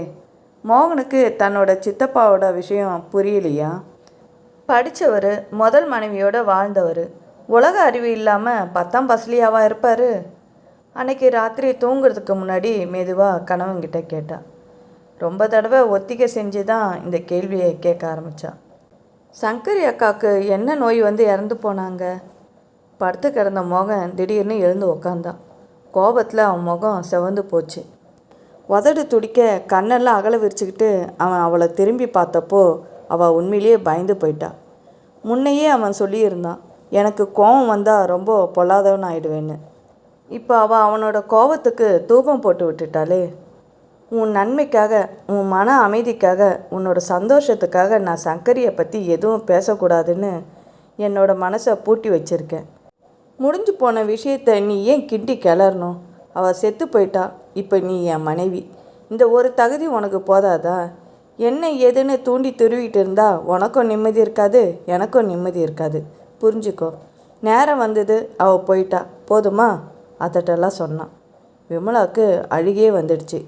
எவ்வளவோ கோபம் வந்தால் கூட அவளோட அண்ணன் இப்படி அதட்டி பேசினதே இல்லை. அவ்வளோ கஷ்டத்துலேயும் தங்க மேலே அவருக்கு அவ்வளோ பாசம். சூடான சொற்களையே கேட்டறியாத அவளுக்கு அதை தாங்க முடியல. கண்ணில் கண்ணீர் வர முகத்தை தலானி மேலே வச்சுக்கிட்டு அவள் ஆட தொடங்கினான். கொஞ்ச நேரம் அமைதியாக இருந்தான் மோகன். பக்கத்து ரூம்லேருந்து சித்தப்பா இருமுறை சத்தம் கேட்டது. சட்டுன்னு எழுந்து உக்காந்துட்டு அவளை தூக்கி பிடிச்சி உட்கார வச்சான். கன்னத்தில் வழிஞ்ச கண்ணீரை துண்டால் தொடச்சிட்டு அவளை தன்னோட நெஞ்சோடு அணைச்சிக்கிட்டான். விமலா, உன் மேலே நான் எவ்வளோ அன்பு வச்சுருக்கேன் தெரியுமா? உன்னை பார்த்த அன்றைக்கே என் மனசை உங்ககிட்ட பறி கொடுத்துட்டேன். உன்னை சந்தோஷமாக கண் கலங்காமல் வச்சுருக்க ஆசைப்பட்றேன். நீ வீணாக என் கடந்த காலத்தை பற்றி தூண்டி துருவி கேட்காத. அழாதம்மா, என் கண்ணில்லை நீ. கொஞ்சலாம் கெஞ்சிக்கிட்டே அவளை தன்னோட மாரோடு அணைச்சிக்கிட்டான். கணவன் தான் மேலே காட்டின அன்பில் அவள் அப்படியே கரைஞ்சி போனான். ஆனால் மனசில் பூரணமாக அமைதி ஏற்படலை. ஏதோ ஒன்று கணவன் தான் கிட்டே இருந்து மறைக்கிறதா அவளுக்கு ஒரு எண்ணம். சுகுணா அம்மா சொன்ன அந்த ரகசியத்தை கேட்டு அவளால் ஜீர்ணிக்கவே முடியல. சித்தப்பா பொல்லாதவருன்னு தெரிஞ்சும் அதை வெளியே சொல்ல கணவன் ஏன் பயப்படணும்? ஏன்? இந்த கேள்வி அவள் மனசை குறைஞ்சிக்கிட்டே இருந்தது. நாட்கள் நகர நகர விமலாவுக்கு ஒவ்வொரு நாளும் குழப்பம் அதிகமாயிட்டே இருந்தது. சித்தப்பாவுக்கு அடிக்கடி காய்ச்சல் வரும்னு அவளோட கணவன் சொன்ன மாதிரியே ஒரு நாள் தோட்டத்தை சுற்றிட்டு வந்த சித்தப்பா தும்முலும் இருமலுமாக படுத்துட்டார். வீடே 2 பட்டு போச்சு. கூடத்து மேஜை மேலே இருந்த மருதாணி இலைங்களை பார்த்த மோகன், நீ கேட்டியா? மருதாணி வச்சுக்கணுன்னு ஆசைன்னு சொன்னியா? சித்தப்பாவுக்கு மருதாணி பூக்கிட்ட போனாலே ஆகாது, அலர்ஜி, தும்முலும் இருமலுமாக கஷ்டப்படுவார். உனக்கு ஆசைன்னா என்கிட்ட சொல்ல வேண்டியது தானே, நான் பறித்து தந்திருப்பேனே. வீட்டுக்குள்ளே வந்ததும் வராதுமா அவன் கோபத்தோட அவகிட்ட சத்தம் போட்டான். விமலாக்கு அழுகியும் திகைப்பும் தாங்க முடியல. முன்னாள் சாயந்தரம் அவருக்கு டீயும் பிஸ்கெட்டும் கொண்டு போனப்போ அவர் சொன்னார், ஏம்மா கைக்கு மருதாணி வைக்க பிடிக்குமா? நம்ம தோட்டத்து மருதாணி இலை நல்லா செவக்கும். இந்த பஞ்சு விரலுக்கு மருதாணி இலை அழகாக இருக்கும். வெக்கமும் கோபமாக அவள் முகம் செவந்து போனான். அவளோட கணவன் சொல்ல வேண்டியதெல்லாம் இவர் எதுக்காக சொல்லணும்? தலையை அசைச்சிட்டு கோபத்தை அடக்கிட்டு அங்கேருந்து நகர்ந்துட்டான். அவள் கேட்காத போது அவரே தோட்டத்துக்கு போய் மருதாணி இலையை பறிச்சிட்டு வந்தார். வேலைக்காரிக்கிட்ட கொடுத்து அரைச்சி தர சொல்லுமா, ராத்திரி கை காலுக்கு வச்சுக்கிட்டு படுத்துக்கோ, காலையில் கழுவிட்டேன்னா நல்லா செவந்திருக்கும். இந்தா இதை தலையில் வச்சுக்கோ, நம்ம தோட்டத்து மருதாணி பூன்னு அந்த பூங்கொத்தை எடுத்து அவகிட்ட நீட்டினார். அப்போ ஆரம்பிச்சது அவரோட தும்மல். தொடர்ந்து மூக்கில் தண்ணி கொட்ட, கண்ணிலேருந்து நீர் வடிய ஒரு சில நிமிஷத்தில் சித்தப்பா நோயாளி ஆகிட்டார். அவர் அவகிட்ட காட்டின அந்த அதிகமான அன்பை அவள் வெறுத்தா. முதல் நாள் ராத்திரி அவர் செஞ்சது அவளுக்கு பிடிக்கல. சில நாள் அவரோட போக்கே அவளுக்கு கொஞ்சமும் பிடிக்காமல் இருந்தது. வெளியே சொல்கிறதுக்கு பயந்து அவள் மௌனமாக இருந்தாள். அவள் சமைக்கும் போது சமையல் அறையில் பின்பக்கம் நின்றுக்கிட்டு அவர் மேற்பார்வை செய்கிறத அவள் அறவே வெறுத்தா. ரசத்துக்கு இன்னும் கூட ஒரு தக்காளி போடலாம், நம்ம தோட்டத்தில் தான் நிறைய காய்க்குது, உங்கள் பட்டணமாக இது காசை போட்டு வாங்கணுமேனு கவலைப்படுறதுக்கு. நகரு, ரசத்தை நானே வைக்கிறேன்னு சொல்லிவிட்டு அடுப்படியில் அவர் வேலை செய்ய ஆரம்பிச்சிடுவார். வேலைக்காரி தூசியை சரியாகவே துடைக்கல சொல்லிக்கிட்டே அவர் அந்த தூசியை தொட்டு அவள் முன்னாடி விரல நீட்டினார். இன்னும் கொஞ்சம் கையை நீட்டினா தொட்டு விடுவது போன்ற நெருக்கத்தில் அவர் பேசினதை அவள் விரும்பலை. மனுஷனுக்கு விவஸ்தை கிடையாது, இதை கொஞ்சம் எட்டி இருந்தே சொன்னால் என்ன? இந்த ரோஜாப்பூ தலையில் வச்சுக்கோ, நான் வச்சது, முதல் தடவையாக பூத்த பூ உனக்கு தான் அப்படின்னு சிரிச்சுக்கிட்டே அவர் சொன்னப்போ அவளோட முகம் சுருங்கி போச்சு. இதையெல்லாம் மோகன் செஞ்சிருந்தா அவளுக்கு இனிச்சிருக்கும். மாமனார் ஸ்தானத்தில் இருக்கிற அவர் சொல்லும்போது வேதனையாக விகல்பமாக அவளுக்கு தோணுச்சு. சுகுணா அம்மா சொன்னதெல்லாம் உண்மை. இப்போ காய்ச்சல்னு படுத்துட்ருக்காரு. அவராக செஞ்ச காரியத்துக்கு கனவு அவ மேலே அல்லவா கோவம் கொண்டு இருக்கான். இப்படி ஏதேதோ நினச்சிக்கிட்டு மாமனார் கேட்ட சுடுதண்ணியை கொண்டு வர உள்ளே போனான். அதுக்குள்ளே மோகன் ஓடி போய் அவங்களோட குடும்ப வைத்தியரான அந்த கிராமத்து வைத்தியர் கோதண்டத்தை ஸ்கூட்டரில் அழைச்சிட்டு வந்தான். வழக்கம் போல் இது அலர்ஜி சம்மந்தப்பட்ட விஷயந்தான். என்ன சாப்பிட்டீங்க? தோட்டத்தில் பூ ஏதாவது பறிச்சிங்களா? அடடா, மருதாணி பூ வேண்டான்னு முன்னாடியே சொல்லியிருந்தேனே. சொல்லிக்கிட்டே அவரை சோதிக்க தொடங்கினார் டாக்டர். அவர் வெளியே வர்றதுக்கும் வெந்நீர் டம்ளரோட விமலா ரூமுக்குள்ளே நுழையிறதுக்கும் சரியாக இருந்தது. புது மருமகளா? கல்யாணத்துக்கு மோகன் எனக்கு அழைப்பு கூட கொடுக்கல. இப்போ புரிஞ்சு போச்சு. மருமகளுக்காக அந்த பூவை பறிச்சிட்டு வந்து வச்சுருக்கீங்க. அதனோட மகரம் தான் உங்கள் மூக்குக்கு ஒத்துக்கலை. ஆமாம், நான் தான் கேட்குறேன், உங்கள் தோட்டத்து செடி கொடிங்க மேலே உங்களை தவிர யாரும் கை வைக்கக்கூடாதுன்னு அப்படி என்ன ஒரு கண்டிப்பு? எத்தனை நாளைக்கு உடம்புல தெம்பும் பலமும் இருக்கும்? வேலைக்காரங்க கையில் இதெல்லாம் ஒப்படைச்சிட்டு போகாமல் இப்படி அடிக்கடி அலர்ஜி வந்து படுத்துக்கிறீங்களே. பப்பாளி பழம் சாப்பிட்டா ஒத்துக்காதுன்னு தெரிஞ்சு பப்பாளி மரம் வைக்கிறீங்க. மோகனுக்கு பிடிக்கும்ட்டு அதை வளர்க்குறீங்க. அவனோட ஒரு துண்டு சாப்பிட்டேன், வாந்தியம் பேதியமாக ரொம்ப அவஸ்தைப்பட்டுட்டேன்னு எனக்கு ஆள் அனுப்புகிறீங்க. மருதாணி செடியை வெட்டி போடுறது தானே. என்னவோ அந்த பொண்ணு ஆசைப்பட்டதுன்னு கொண்டு வந்து வச்சிட்டிங்க. அது பூக்க ஆரம்பித்து உங்களுக்கு தும்மல் வருது. ஏம்மா, மருதாணி வச்சுக்கிறது விரலுக்கு அழகாக தான் இருக்கும், நகை சுற்றி வராமல் தடுக்குன்னு சொல்லுவாங்க. ஆனால் இந்த காலத்து பொண்ணுங்க நகைப்பூச்சை விதவிதமாக வண்ணத்தில் பூசிக்கிறீங்களே. உன் மாமனருக்கு ஆகாத செடியை தோட்டத்தில் நீ வைக்கலாமா? டாக்டர் கோதண்டம் அவள் பக்கம் சிரிச்சுக்கிட்டே கேட்டார். விமலா திடுக்கிட்டு போனான். இந்த மாமனாரோட விஷயம்லாம் அவளுக்கு இப்போ தானே கொஞ்சம் கொஞ்சமாக புரியுது. இந்த 2 நாளுக்குள்ளே மாமனாருக்கு பணிவிட செஞ்சு அவள் அழுத்து சலித்து போனான். ஊஞ்சலில் உட்காந்துக்கிட்டே பத்திரிக்கை புரட்டிக்கிட்டு மோகன் உத்தரவுகளை ஆடிக்கிட்டே இருந்தான். சித்தப்பா ரொம்ப தும்புறாரு, போய் அந்த மாத்திரையை எடுத்து கொடுத்து சாப்பிட்றதுக்கு சூடாக வெண்ணி கொண்டு வா. விமலா, சித்தப்பா கூப்பிட்றாப்புல இருக்குது, என்ன வேணும்னு கேளு. காலையில் வயல்வெளியை சுற்றி பார்க்க அவன் கிளம்புற வரைக்கும் ஏவிக்கிட்டே இருந்தான். அவன் பகல் சாப்பாட்டுக்கு திரும்புறதுக்குள்ளே சித்தப்பா பல தடவை அவளை கூப்பிட்டு வேலை வாங்கிட்டு இருந்தார். இந்த விளக்கை போட்டுட்டு போம்மா, கண்ணாடி பெட்டியை பக்கத்தில் முக்காலி மேலே வச்சுட்டு போம்மா, சூடாக கொஞ்சம் ரசம் கொஞ்சம் வச்சு எடுத்துகிட்டு வாம்மா, நாக்கு செத்து போயிடுச்சு. அந்த க்ரீம் பாட்டில் இப்படி கொடுமா. கை மேலே சொர சொரன்னு ஒரே அரிப்பு. நாள் முழுக்க தொணன்னு ஏதாவது வேலை ஏவிக்கிட்டே இருந்தார். ரூமுக்குள்ளே நுழையும் போதெல்லாம் ஏதாவது சொல்லி அவளை திடுக்கிட செஞ்சார். வெள்ளிக்கிழமை செவ்வாய்க்கிழமையும் மறக்காமல் எண்ணெய் தேய்ச்சி முழுகு, உனக்கு முடி நீளமாக அழகாக இருக்குது. இந்த ஊர் தண்ணி ஒத்துக்காமல் முடி கொட்டிட போகுது. நான் எழுந்ததும் நாளைக்கு டவுனுக்கு போய் ஆயுர்வேத மருந்து கடையில் கரிசலாங்கண்ணி தைலம் ஒரு பாட்டில் வாங்கிட்டு வந்து தரேன். அதில் தலை முழுகினேன்னா முடி கொட்டாது. விமலா, தூங்குறதுக்கு முன்னாடி ஒரு டம்ளர் பால் சாப்பிடு. பாலுக்கும் மோருக்கும் நம்ம வீட்டில் பஞ்சமா? வந்ததுலேருந்து நீ ரொம்ப இழைச்சி போயிருக்கியே.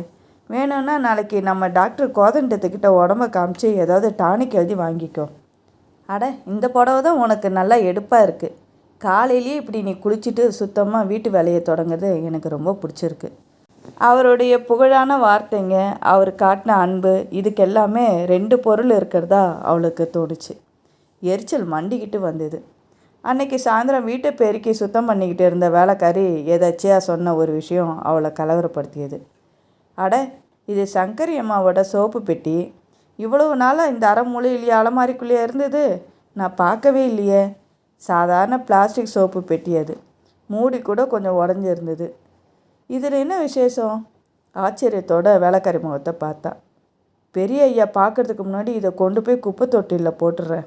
சங்கரி அம்மா செத்ததும் கொஞ்ச நாளில் அவங்க போட்டோவை தவிர இந்த வீட்டில் எதுவும் இருக்கக்கூடாதுன்னு பெரியவர் உத்தரவு போட்டிருக்காரு. அவங்களோட பட்டு புடவையெல்லாம் அள்ளிட்டு போய் சொந்தக்காரங்களுக்கு கொடுத்துட்டாரு. நகைங்களை என்ன செஞ்சாங்களா? ஆவலை அடக்க முடியாமல் விமலா கேட்டா. விற்றுட்டாங்கன்னு கேள்விப்பட்டேன். பெரிய ஐயா செய்கிற எந்த காரியத்தையும் ஏன் எதுக்குன்னு யார் கேட்க முடியும்?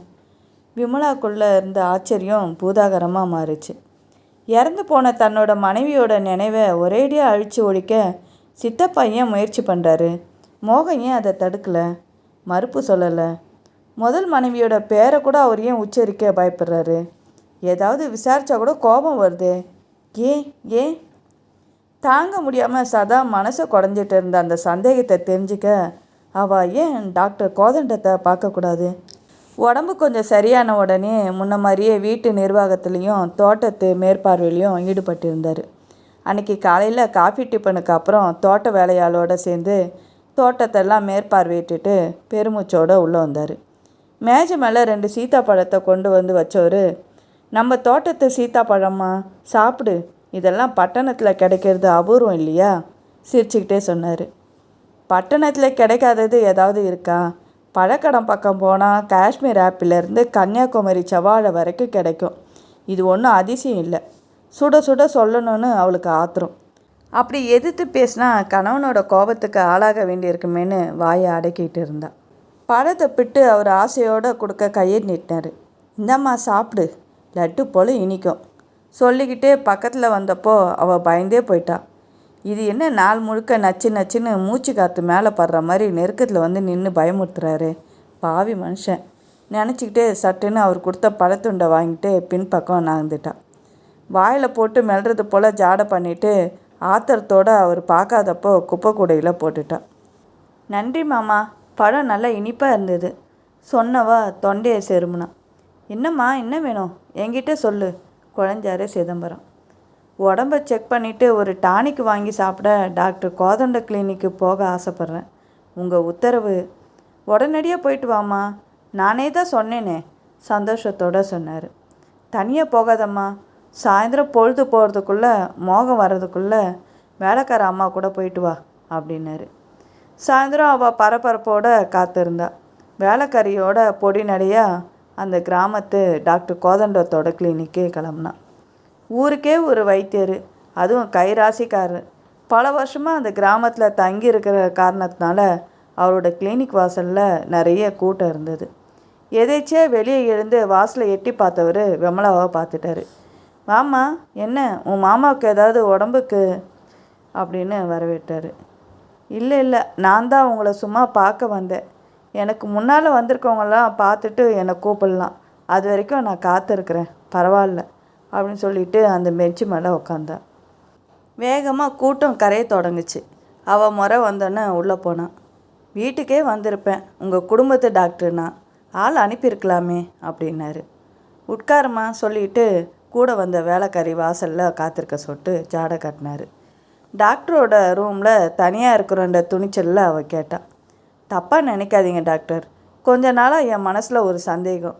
நீங்கள் குடும்ப டாக்டர், அதனால் உங்களுக்கு தெரிஞ்சிருக்கோன்ற நம்பிக்கையில் நான் கேட்குறேன். என் கணவரோட முதல் மனைவி சங்கரி தூக்க மாத்திரையை சாப்பிட்டுட்டு ஏன் செத்து போனாங்க? திடுக்கிட்டு நிமிந்து பார்த்த டாக்டர் அவளை ஏற இறங்க பார்த்தாரு. லேசாக சிரிச்சுக்கிட்டே, இந்த ஊர் பொல்லாத ஊருமா. ஒதுக்குப்புறமா மோகனும் அவனோட சித்தப்பாவும் யாரோட வம்புக்கும் போகாமல் நல்லபடியாக வாழ்கிறத பார்க்க பொறுக்கலை. எனக்கு உங்கள் குடும்பம் ரொம்ப நாளாக பழக்கம். மோகனோட முதல் மனைவி எதனால் இறந்து போனான்றத வைத்தியர் என்ற முறையில் நான் வெளியே சொல்கிறது முறை கிடையாது. நெருங்கிய உறவினர்கிட்ட சொல்கிறது தப்பு இல்லை. அந்த வகையில் சொல்கிறேன். ஊரில் கொஞ்சம் பேர் அப்படி கதை கட்டி விட்டது என்னமோ உண்மை. நானும் கேள்விப்பட்டேன். ஆனால் அவளுக்கு சிகிச்சை செஞ்சவன் நான். அவளோட மரணத்தை பற்றி இறப்பு சான்றிதழ் வழங்கிய நான் சொல்கிறேன், கேட்டுக்கோ. மற்றவங்க சொல்கிறதெல்லாம் கேட்டு குழம்பாத. அவள் மஞ்சக்காமலை நோய் வந்து தான் இறந்து போனான். வேறு எந்த காரணத்தாலையும் இறக்கலை. அது சாதாரணமான மரணம், தற்கொலைலாம் இல்லை அப்படின்னாரு. முகத்தை ஒழிஞ்ச வேர்வையை தொடச்சிக்கிட்டா விமலா. அவள் நெஞ்சு பயத்தில் அடிச்சுக்கிட்டது. அதை புரிஞ்சுக்கிட்டவர் போல் டாக்டர் மறுபடியும் சிரித்தார். இதை பற்றி நான் உங்கள் மாமனார்கிட்டேயோ கணவன்கிட்டேயோ நான் சொல்ல மாட்டேன். கவலைப்படாதீங்க. உங்கள் உடம்ப கட்டாயம் பரிசோதிக்கணும். ஆமாம், கல்யாணம் ஆகி இப்போது எவ்வளோ மாதமாகுது? சிரிச்சுக்கிட்டே கேட்டார். 4 மாதம் ஆகுது. முகம் சிவக்க சொன்னா விமலா. என் பொண்ணும் டாக்டர் தான். தன்னோட கணவனோட பட்டணத்தில் ஒரு தனியார் மருத்துவமனையில் வேலை பார்க்குறா. என்னை பார்த்துட்டு போக வந்தா. இங்கே தினமும் கிளினிக்கு வந்து கொஞ்சம் உதவி செய்வா. உள்ளே ஒரு பொண்ணை பரிசோதிச்சுட்டு இருக்கா. அவளை கூப்பிட்டு உங்களையும் பரிசோதிக்க சொல்கிறேன். மகளை கூப்பிட்டு விமலாவை செக் பண்ண சொன்னார். செக் பண்ண டாக்டர், அவங்களுக்கு உடம்புக்கு என்னென்னு எழுதி வச்சுருக்கேன்ப்பா. எதுக்கும் நீங்கள் உங்கள் நோட்டில் குறித்து வச்சுக்கோங்க. தொடர்ந்து வைத்தியம் பார்க்க போகிறது நீங்கள் தான் சொல்லி சிரித்தா. விமலா புரியாமல் 2 பேரையும் மாறி மாறி பார்த்தா. பயப்படாதீங்க, எல்லாம் நல்ல விஷயந்தான் சொல்லிவிட்டு மக எழுதி வச்ச குறிப்பை பார்த்தவர் லேசாக சிரித்தார் கோதண்டம். சிதம்பரத்துக்கு தாத்தாவாகிற யோகம் வந்திருக்கு. தெரிஞ்சால் ரொம்ப சந்தோஷப்படுவார். மோகனை இந்த பக்கம் வர சொல்லுமா. நானே விஷயத்த சொல்லி அனுப்புகிறேன். நீங்கள் சீக்கிரமே தாயாக போகிறீங்க. இப்போ கிட்டத்தட்ட 3வது மாதம் தொடக்கம். தொடர்ந்து நீங்கள் வைத்தியர் பாதுகாப்பில் இருக்கிறது அவசியம். பக்கத்து ஊர்லேருந்து வாரத்துக்கு 2 தடவை ஒரு பெண் வைத்தியர் இங்கே வந்து இந்த மாதிரி கேஸுக்கெல்லாம் உதவுறது வழக்கம். அடுத்த முறையிலேருந்து அவங்க வசம் உங்களை நான் ஒப்படைக்க போகிறேன். குடும்ப வைத்தியருங்கிற முறையில் நானும் கவனிச்சுப்பேன். தாயாக போகிறோன்ற விஷயத்தை கேட்டதும் விமலாவுக்கு ரொம்ப சந்தோஷம். வீட்டுக்கு போனால் உடம்புக்கு என்னன்னு டாக்டர் சொன்னாருன்னு கேட்பாரு மாமனார். தாய்ங்கண்ணா நல்லா சாப்பிட சொன்னார். மற்றதெல்லாம் நேரில் சொல்வாராம். சொன்னால் போதும் அப்படின்னு சொல்லி அனுப்புனார் டாக்டர். என்னம்மா டாக்டர் என்ன சொன்னார்? வேலைக்காரி வழி நெடுக்க கேட்டுக்கிட்டே வந்தா. ஆனால் அந்த ரகசியத்தை அவள் தன்னோட கணவன்கிட்ட தனியாக இருக்கும்போது சொல்லி ஆனந்தத்தை அனுபவிக்கணும்னு நினச்சா. ஒன்றுமில்லை, நல்லா சாப்பிடணும், உடம்புல ரத்தம் குறைவாக இருக்குன்னு சொன்னார். அவ்வளவுதான். ஏதோ சொல்லி சமாளித்தான். அன்றைக்கி ராத்திரி சாப்பாட்டுக்கு அப்புறம் சமையலறை வேலையெல்லாம் முடிச்சுட்டு வெளியே வந்தப்போ சித்தப்பா முன்னையும் பின்னையும் உலாவிட்டு இருந்தார். ஏதோ தப்பு செஞ்ச மாணவனை போல் மோகன் கூடத்தை தூண்கிட்ட சாஞ்சிக்கிட்டு நின்றுட்டு இருந்தான். இங்கே வாமா விமலா, சித்தப்பா உரிமையோடு கூப்பிட்டாரு. டாக்டர் கோதண்டம் நல்ல செய்தியை மோகன்கிட்ட சொல்லி அனுப்பியிருக்கிறாரு. கேட்குறதுக்கு சந்தோஷமாக இருக்குது. ஊருக்கு உன் அண்ணனுக்கு ஒரு லெட்ரு போட சொல்லியிருக்கேன். பட்டணத்தில் ஆஸ்பத்திரி வசதியெல்லாம் நிறைய இருந்தாலும் இங்கே நம்ம பக்கத்து டவுன்லேயே வச்சு பார்த்துக்கலான்னு என்னோட யோசனை. இந்தம்மா, உன் மனசுக்கு பிடிச்ச ஒரு சேலை எடுத்துக்கோ. மோகன் நாளைக்கு உன்னை டவுனுக்கு கூட்டிகிட்டு போவான். தூக்கி வாரி போட்டுது அவளுக்கு. ஆத்திரமும் அழுகையும் நெஞ்சு அடைச்சிது.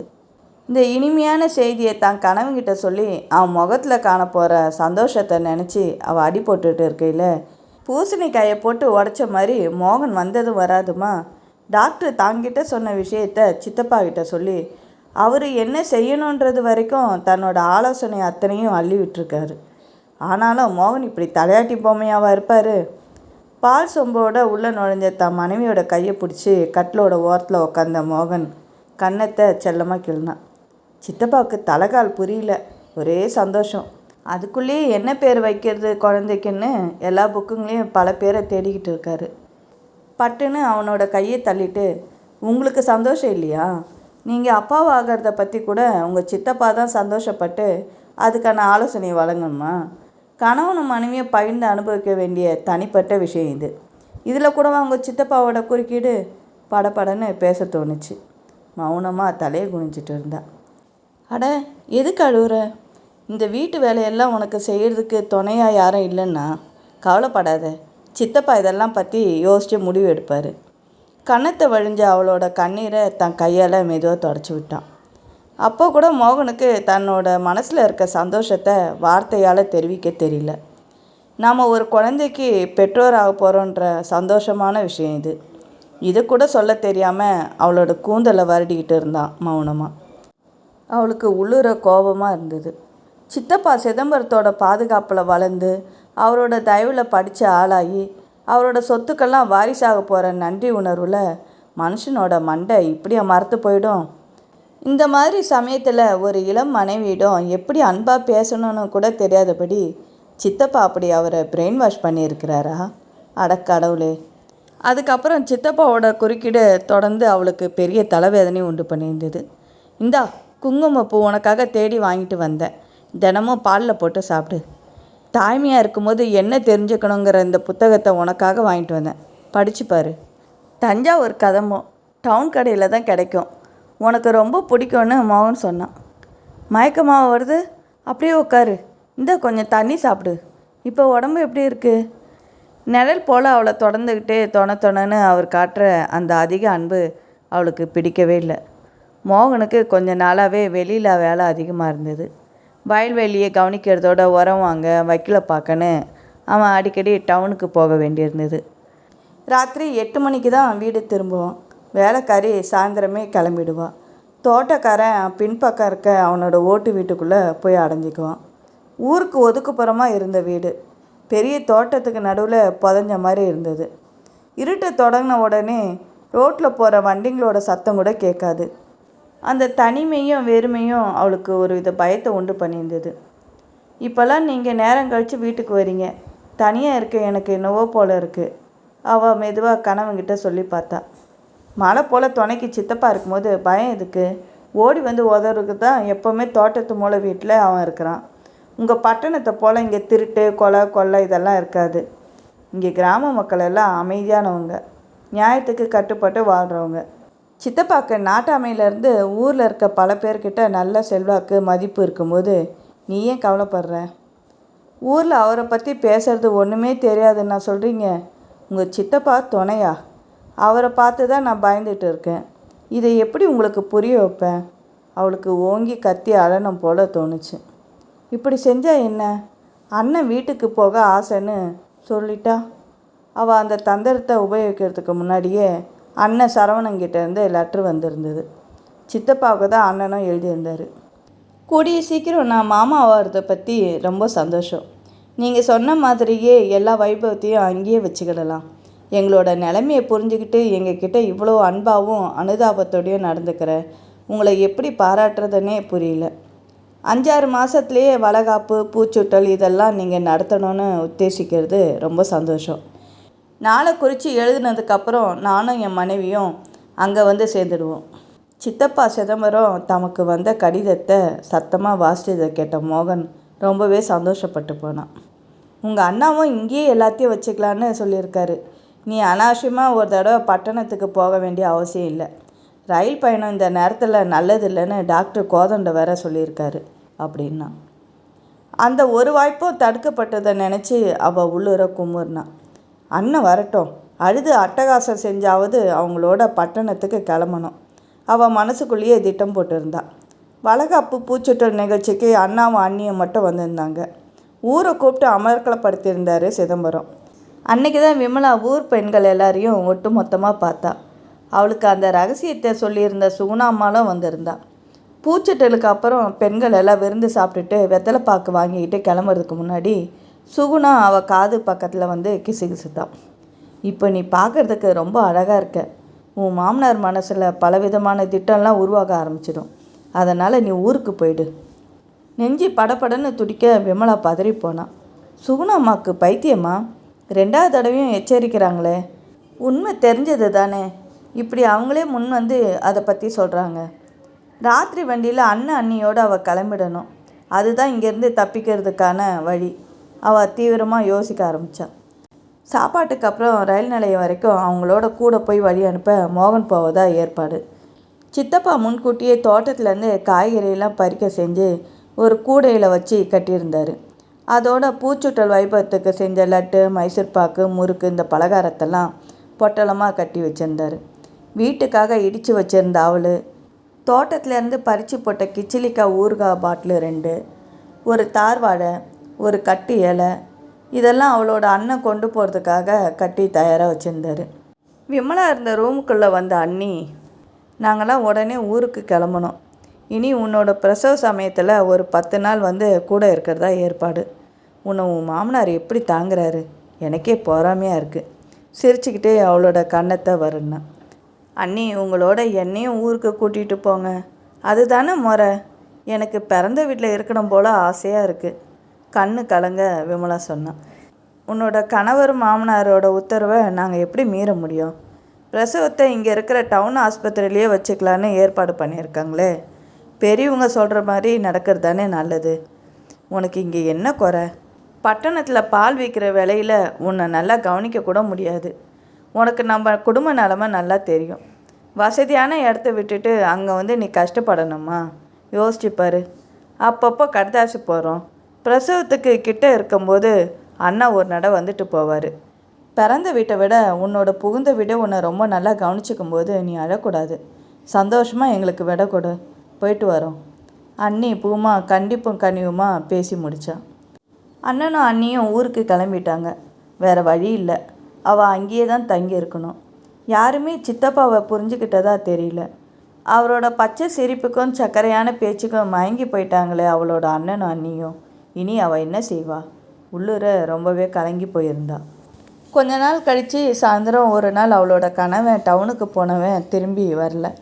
இருட்ட தொடங்கின உடனே விளக்கெல்லாம் ஏற்றிட்டு பூஜை ரூம் விளக்கையும் ஏற்றிட்டு வெளியே வந்த விமலா வேலைக்காரி சித்தப்பாயிட்ட சொல்லிவிட்டு கிளம்பிட்டான்.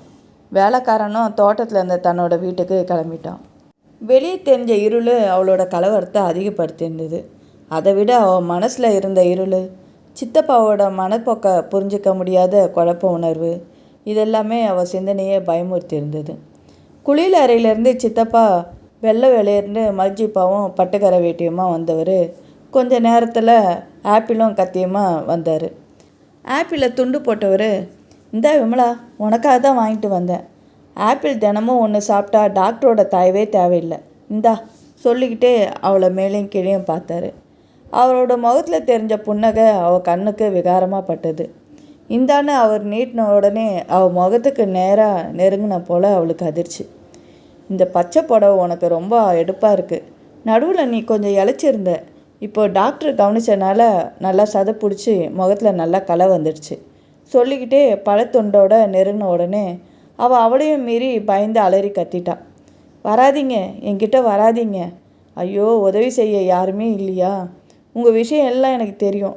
நீங்கள் இப்படி ஆண்டி வேஷம்லாம் போட்டு அக்கா சங்கரிக்கிட்ட அசிங்கமாக நடந்துக்கிட்டனால தான் அவங்க மானத்துக்கு பயந்து தூக்க மருந்து சாப்பிட்டுட்டு செத்து போயிட்டாங்க. டாக்டர் கோதண்டம் உங்கள் கை பொம்மை, எல்லாம் எனக்கு தெரியும். நீங்கள் பெரிய பொம்பளை பொறுக்கின்றதை சூனாம்மா எனக்கு எச்சரிச்சிருக்காங்க. என்கிட்ட வந்தீங்கன்னா இந்த கூஜாவாலேயே உங்கள் தலையை உடச்சிடுவேன். வராதிங்க, சத்தியம். கத்தி பேசிக்கிட்டே போனவளுக்கு, இது என்ன வீடே சுற்றுதே, ஐயோ பயமாக இருக்கே, கண்ணெல்லாம் ஏன் இப்படி இருட்டிட்டு போகுது, ஐயோ கடவுளே அப்படின்னு கத்துனவ கொஞ்ச நேரத்தில் சுருண்டு மயக்கமாக விழுந்துட்டான். அவள் கண்முழிச்சு பார்த்தப்போ அவளோட கட்டிலில் படுத்துருக்கிறத உணர்ந்தா. பக்கத்தில் வேலைக்காரி உட்காந்துருக்கிறத கவனிச்சான். என்ன நடந்தது? அவங்கெல்லாம் எங்கே? விசாரிக்கிறதுக்கு தலையை தூக்குனான். தலை பாரமாக இருந்தது. உடம்பு முழுக்க ஜுரம். நடையில் பேச்சு சத்தம் கேட்கவே கண்ணை மூடிக்கிட்டான். டாக்டர் கோதண்டத்தோட கனத்த குரல் கேட்டது. இப்போ எப்படி இருக்கு? எங்கே கண்ணை முழிச்சு பாருங்க. அவளோட கை மேலே கையை வச்சு தட்டினார். கண்ணை முழிச்சு பார்த்தா. டாக்டர் ஸ்டெதஸ்கோப் வச்சு அவளை செக் பண்ணார். அவர் பக்கத்தில் மோகன் கவலையோடு நின்றுட்டு இருந்தான். என்னம்மா பெரிய கலாட்டா பண்ணிட்டீங்க? சிதம்பரம் 20 வயசு பையனாட்டம் கால்நடையாக பதறிட்டு தெரு வழியாக ஓடி வந்தார். வர்ற வழியில் வேலைக்காரையும் கூட்டிகிட்டு வந்தார். நான் மருந்து பெட்டியோடு இங்கே வந்தப்போ நீங்கள் இந்த கூடத்து தரமலை நத்தை போல் சுருண்டு நினைவில்லாமல் இருந்தீங்க. ஒரு நிமிஷம் நானே பயந்து போயிட்டேன். இப்போது மயக்கம் எப்படி இருக்குது? ராத்திரி முழுக்க கண்ணை திறக்கலையாமே, ஏதாவது சூடாக சாப்பிடணும், அனுதாபத்தோடு சொன்னார் டாக்டர். அவர் பரிசோதித்து சாப்பிட கொடுத்த பத்திய உணவெல்லாம் எழுதி கொடுத்துட்டு போன பிறகு மோகன் உள்ளே வந்தான். வேலைக்காரி கொண்டு வந்த ஹார்லிக்ஸை அவளுக்கு குடிக்க கொடுத்தான். ஆனால் எதுவும் பேசலை. அன்னைக்கு முழுக்க அவள் படுக்கையில் தான் இருந்தாள். வேலைக்காரியும் மோகனும் மாற்றி மாற்றி அவளை கவனிச்சுக்கிட்டாங்க. ஒரு தடவை டாக்டர் வந்து அவளோட உடம்பை செக் பண்ணிட்டு போனார். வீடே இத்தனை அமர்க்கலப்பட்டப்போ ஒரு தடவை கூட சித்தப்பா சிதம்பரம் அங்கே வந்து எட்டி பார்க்காம இருந்தது அவளுக்கு ஆச்சரியமாக இருந்தது. குற்ற உணர்வுள்ள மனுஷன் அங்கேயே இருக்கிறாரா? தன்னோட விஷயம் எல்லாம் அம்பலமாயிடும்னு நினச்சி ரூமுக்குள்ளேயே இருக்கிறாரு போல். அன்னைக்கு காலையில் அவள் குளிக்க போனப்போ சிதம்பரத்தோட ரூமு பூட்டி இருக்கிறத கவனிச்சா. குளிச்சுட்டு சமையல் அறை பக்கம் வந்தா விமலா. வேலைக்காரி காஃபி டிஃபன் தயார் பண்ணிகிட்டு இருந்தா. கூடத்து ஊஞ்சலில் பத்திரிக்கையை புரட்டிக்கிட்டு இருந்த மோகன் அவளை பார்த்தோன்னே எழுந்தான். நம்ம ரூமுக்கு வா, உங்ககிட்ட ஒரு முக்கியமான விஷயம் பேசணும். அவள் திடுக்கிட்டு போனான். 2 நாளாக அவன் முகத்தில் தெரிஞ்ச கவலைக்கு பதிலாக இப்போ கோபம் தெரிஞ்சுது. மயக்கமெல்லாம் தெளிஞ்சிட்டது இல்லையா? இப்படி உக்காரு சொல்லிக்கிட்டே நாற்காலியை நகர்த்தி போட்டான். அவள் உக்காந்த உடனே கதவை சாத்திட்டு கட்டிலோட ஓரத்தில் உக்காந்துக்கிட்டான். சித்தப்பா வீட்டை விட்டு போயிட்டாருன்னு உனக்கு தெரியுமா? கோபத்தோடு அவன் கேட்டப்போ அவள் முழிச்சான். உன்னோட சந்தேகத்தினாலேயும் அவசரமான கணிப்புனாலேயும் ஊரார் பேசின வம்புக்கு நீ மதிப்பு கொடுத்த காரணத்தினாலேயும் அவர் மனசு நொறுங்கி இங்கேருந்து போயிட்டாரு. என்னை வளர்த்து ஆளாக்குன மனுஷனுக்கு நான் செய்கிற நன்றி கடன் இதுதான். வயசான காலத்தில் அவரை வீட்டை விட்டு துரத்துற ஒரு அழகான மனைவியை தேடிக்கிட்டது. என்ன சொல்கிறீங்க நீங்கள்? பயத்தோடு அவள் சொன்னான். உன்னோட அண்ணா வீட்டுக்கு போய் தங்க ஆசைப்பட்டல, அப்படியே உன்னை அனுப்பி வைக்கிறேன். மாத செலவுக்கு பணம் அனுப்பி வைப்பேன், கவலைப்படாத. எப்போ என் மனசு மாறி உன்னை திரும்ப அழைச்சிக்கணும்னு தோணுதோ அப்போ வந்து நான் கூட்டிகிட்டு வருவேன். ஒருவேளை என்னோட மனசு மாறாமல் அப்படியே இருந்தால் நம்மளோட உறவு முறிஞ்சிடுச்சுன்னு நினச்சிக்கோ. விமலா விசும்பி விசும்பி அழுதா. நான் என்ன தப்பு செஞ்சேன்? என்னை நீங்கள் இப்படி தண்டிக்கணும்? தடுமாறினா கண்ணீரோட. என்னோட முதல் மனைவி சங்கரி செஞ்ச அதே தப்பை தான் நீயும் செஞ்சுருக்க. அவளை சித்தப்பாக்கு எதிராக தூண்டி விட்டவா இதே சுகுணம்மா தான். உனக்கு ஒரு உண்மை தெரியுமா? சித்தப்பா மனைவியை இழந்த உடனே சுகுணம்மா தன்னோட கல்யாணம் ஆகாத சகோதரியை அவர் கட்டிக்குவார், அத்தனை சொத்தும் தன்னோட சகோதரிக்கு வந்துடும்னு திட்டம் போட்டிருந்தா. சித்தப்பா என்னை மனசில் வச்சுக்கிட்டு அந்த திட்டத்துக்கோ இல்லை மறுமணத்துக்கோ அவர் ஒத்துக்கிடலை. அவர் தன்னோட மனைவியை இழந்தப்போ அவரோட வயசு 50 கூட ஆகலை. அந்த வயசில் அவருக்கு யார் வேணாலும் பொண்ணு கொடுத்துருப்பாங்க இந்த கிராமத்தில். என் மேலே இருக்க அன்பால் அவர் அந்த துரோகம் செய்ய விரும்பலை. சூனம்மா அடுத்ததாக தன்னோட மகளை எனக்கு கட்டி வைக்க முயற்சி செஞ்சா. அதுலேயும் அவளுக்கு தோல்வி. சித்தப்பா எங்களோட தூரத்து உறவினர் குடும்பத்துலேருந்து ஏழை பொண்ணை தேர்ந்தெடுத்து அவளுக்கு வாழ்க்கை கொடுக்கணுன்னு எனக்கு கட்டி வச்சார். விமலா கண்ணீரை தொடச்சிக்கிட்டு நாற்காலியில் நிமிந்து உக்காந்தா. அவளோட நெஞ்சு பயத்திலேயே படப்படன்னு அடிச்சுக்கிட்டது. சங்கரிக்கு பொறுமைன்றதே கிடையாது. அவள் ஒரு எடுப்பார் கைப்பில்லை. படிப்பு இல்லாத குறையோ இல்லை பட்டிக்காட்டில் வளர்ந்த 10ஆம் பசலித்தனமோ தெரியல. அவள் சுகுணம்மாவோட தந்திர வலையில் மாட்டிக்கிட்டா. எங்களோட மன வாழ்க்கையை பாழடிக்க திட்டமிட்ட சுகுணா என்னை பற்றி இல்லாத பொல்லாத கதையெல்லாம் சொல்லி அடிக்கடி சண்டை வரவழைச்சா எங்களுக்குள்ள. எனக்கு சங்கரியோடு வாழ்கிறது நரக வேதனையாக இருந்தது. அது பத்தாதுன்னு சித்தப்பாவை பற்றி தப்பான விஷயத்தெல்லாம் அவகிட்ட சொல்லி அவளை நல்லா குழப்பியிருந்தா. சித்தப்பா வீட்டுக்கு வந்த மருமகளை தன்னோட மகளை போல் நினச்சி அன்பு காட்ட வந்தப்போ சங்கரி அதை தப்பாக புரிஞ்சுக்கிட்டு தன்னை பலவந்த செய்ய வந்ததாக நினச்சிக்கிட்டு அவள் என்கிட்ட சொன்னப்போ நான் பொறுமையோட எல்லையை தாண்டிட்டேன். கையை நீட்டி யாரையும் நான் இது வரைக்கும் அடித்ததே இல்லை. சங்கரி என்னை அடித்து நொறுக்கிட்டேன் ஆத்திரத்தில். அன்னைக்கு மட்டும் சித்தப்பா என்னை தடுக்காமல் இருந்தால் பல்ல கடிச்சான் மோகன். நாற்காலியை பிடிச்சிட்டு இருந்த அவனோட கையெல்லாம் நடுங்குச்சு. பயப்படாத, உன்னை நான் தொடமாட்டேன். சித்தப்பாவோட லெட்டரை படிச்சுப்பாரு. அவர் கிளம்புறதுக்கு முன்னாடி ஒரு லெட்டரை எழுதி வச்சுட்டு போயிருக்காரு. உன் உடம்பு சுகமான உடனே உன்னை ஊருக்கு அனுப்பிட்டு நான் எப்பவும் போலவே தனியாக வாழ முயற்சிக்க போகிறேன். கண்ணீர் ஆறா வழிய அவள் அழுதா. அழறதில் ஒரு பிரயோஜனமும் இல்லை. கல்யாணமே வேண்டாம்னு சங்கரிக்கு பின்னாடி தீர்மானமாக இருந்த என்ன சித்தப்பா தான் வற்புறுத்தினார். உங்கள் எதிர் வீட்டுக்காரர் உன்னை பற்றி ரொம்ப புகழ்ந்து சொன்னார். உன்னை பார்த்ததும் எனக்கு பிடிச்சி போச்சு. கல்யாணம் செஞ்சுக்கிட்டேன். மறுபடியும் அதே விதமான மனவேதனையை அனுபவிக்க போகிறேன்னு நான் கனவுலையும் நினைக்கல. சங்கரி படிப்பு இல்லாதவா, பட்டிக்காட்டு பொண்ணு, வம்புக்காரிங்களோட வலையில் விழுந்து எங்களோட வாழ்க்கையை நாசமாக்குனா. நீ படித்த பொண்ணு, நாளும் தெரிஞ்சவா. இப்போ கேட்குறேன் சொல்லு. ரிசப்ஷனிஸ்டாக அந்த ஆஸ்பத்திரியில் வேலை செஞ்சியே, உன்கிட்ட தகவல் கேட்க வரவங்க எத்தனையோ பேர் சிரித்து குழஞ்சி பேசுனது இல்லையா? அன்பாக சிரித்து பேசினா அதை தப்பாக புரிஞ்சுக்கணுமா? தந்தைக்கு ஒப்பான என்னோட சித்தப்பாவை வீட்டுக்கு தலைவனாக நான் மதித்தது தப்பா? சங்கரி அவரை பற்றி வீணாக பொறாமப்பட்டா. எனக்கும் அவளுக்கும் இடையே சித்தப்பா குறுக்கிடுறதா பிரம்மா அவளுக்கு. வீண் பழி சுமத்தி என் மனசை உடைச்சா. கடைசி கொஞ்சம் மாதத்தில் நானும் அவளும் பேச்சுவார்த்தை இல்லாமல் மனஸ்தாபம் ஏற்பட்டு பிரிஞ்சிருந்தோம். ஒரே வீட்டில் விரோதிங்க போல் வாழ்ந்தோம். அவளுக்கு உடம்பு சரியில்லாமல் காய்ச்சல் ஏற்பட்டப்போ தான் சித்தப்பா என்னை வற்புறுத்தி அன்போடு அவளை கவனிக்கணும்னு உத்தரவிட்டார். தன்னை பற்றி அவள் சொன்ன அவதூறெல்லாம் அவர் மறந்து பெருந்தன்மையோடு மன்னிச்சிட்டாரு. மறுபடியும் அதே மாதிரியான நிகழ்ச்சி நடக்கணுமா? நீ இந்த வீட்டுக்கு வரதுக்கு முன்னாடி சித்தப்பா என்கிட்ட என்ன சொன்னார் தெரியுமா? கடந்து போன உன்னோட வாழ்க்கையை மறந்து நீ அந்த பொண்ணோட சுகமாக இருக்கணும். அதனால் சங்கரியை பற்றின எந்த விஷயத்தையும் இங்கே பேசக்கூடாது.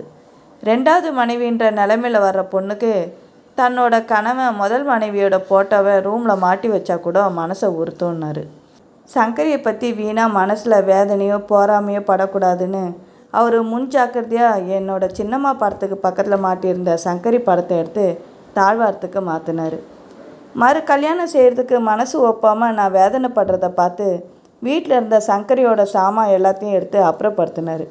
வீட்டுக்கு வரப்போகிற 2வது மனைவியோட கண்ணில் என்னோட கடந்து போன மன வாழ்க்கையோட மிச்ச சொச்சம் கூட படக்கூடாதுன்ற அளவுக்கு அவர் தீவிரமாக இருந்தார். இறந்தவளை அவமதிக்கக்கூடாதுன்றதுக்காக அந்த போட்டோவை மட்டும் தாழ்வாரத்தில் மாட்டியிருந்தார்.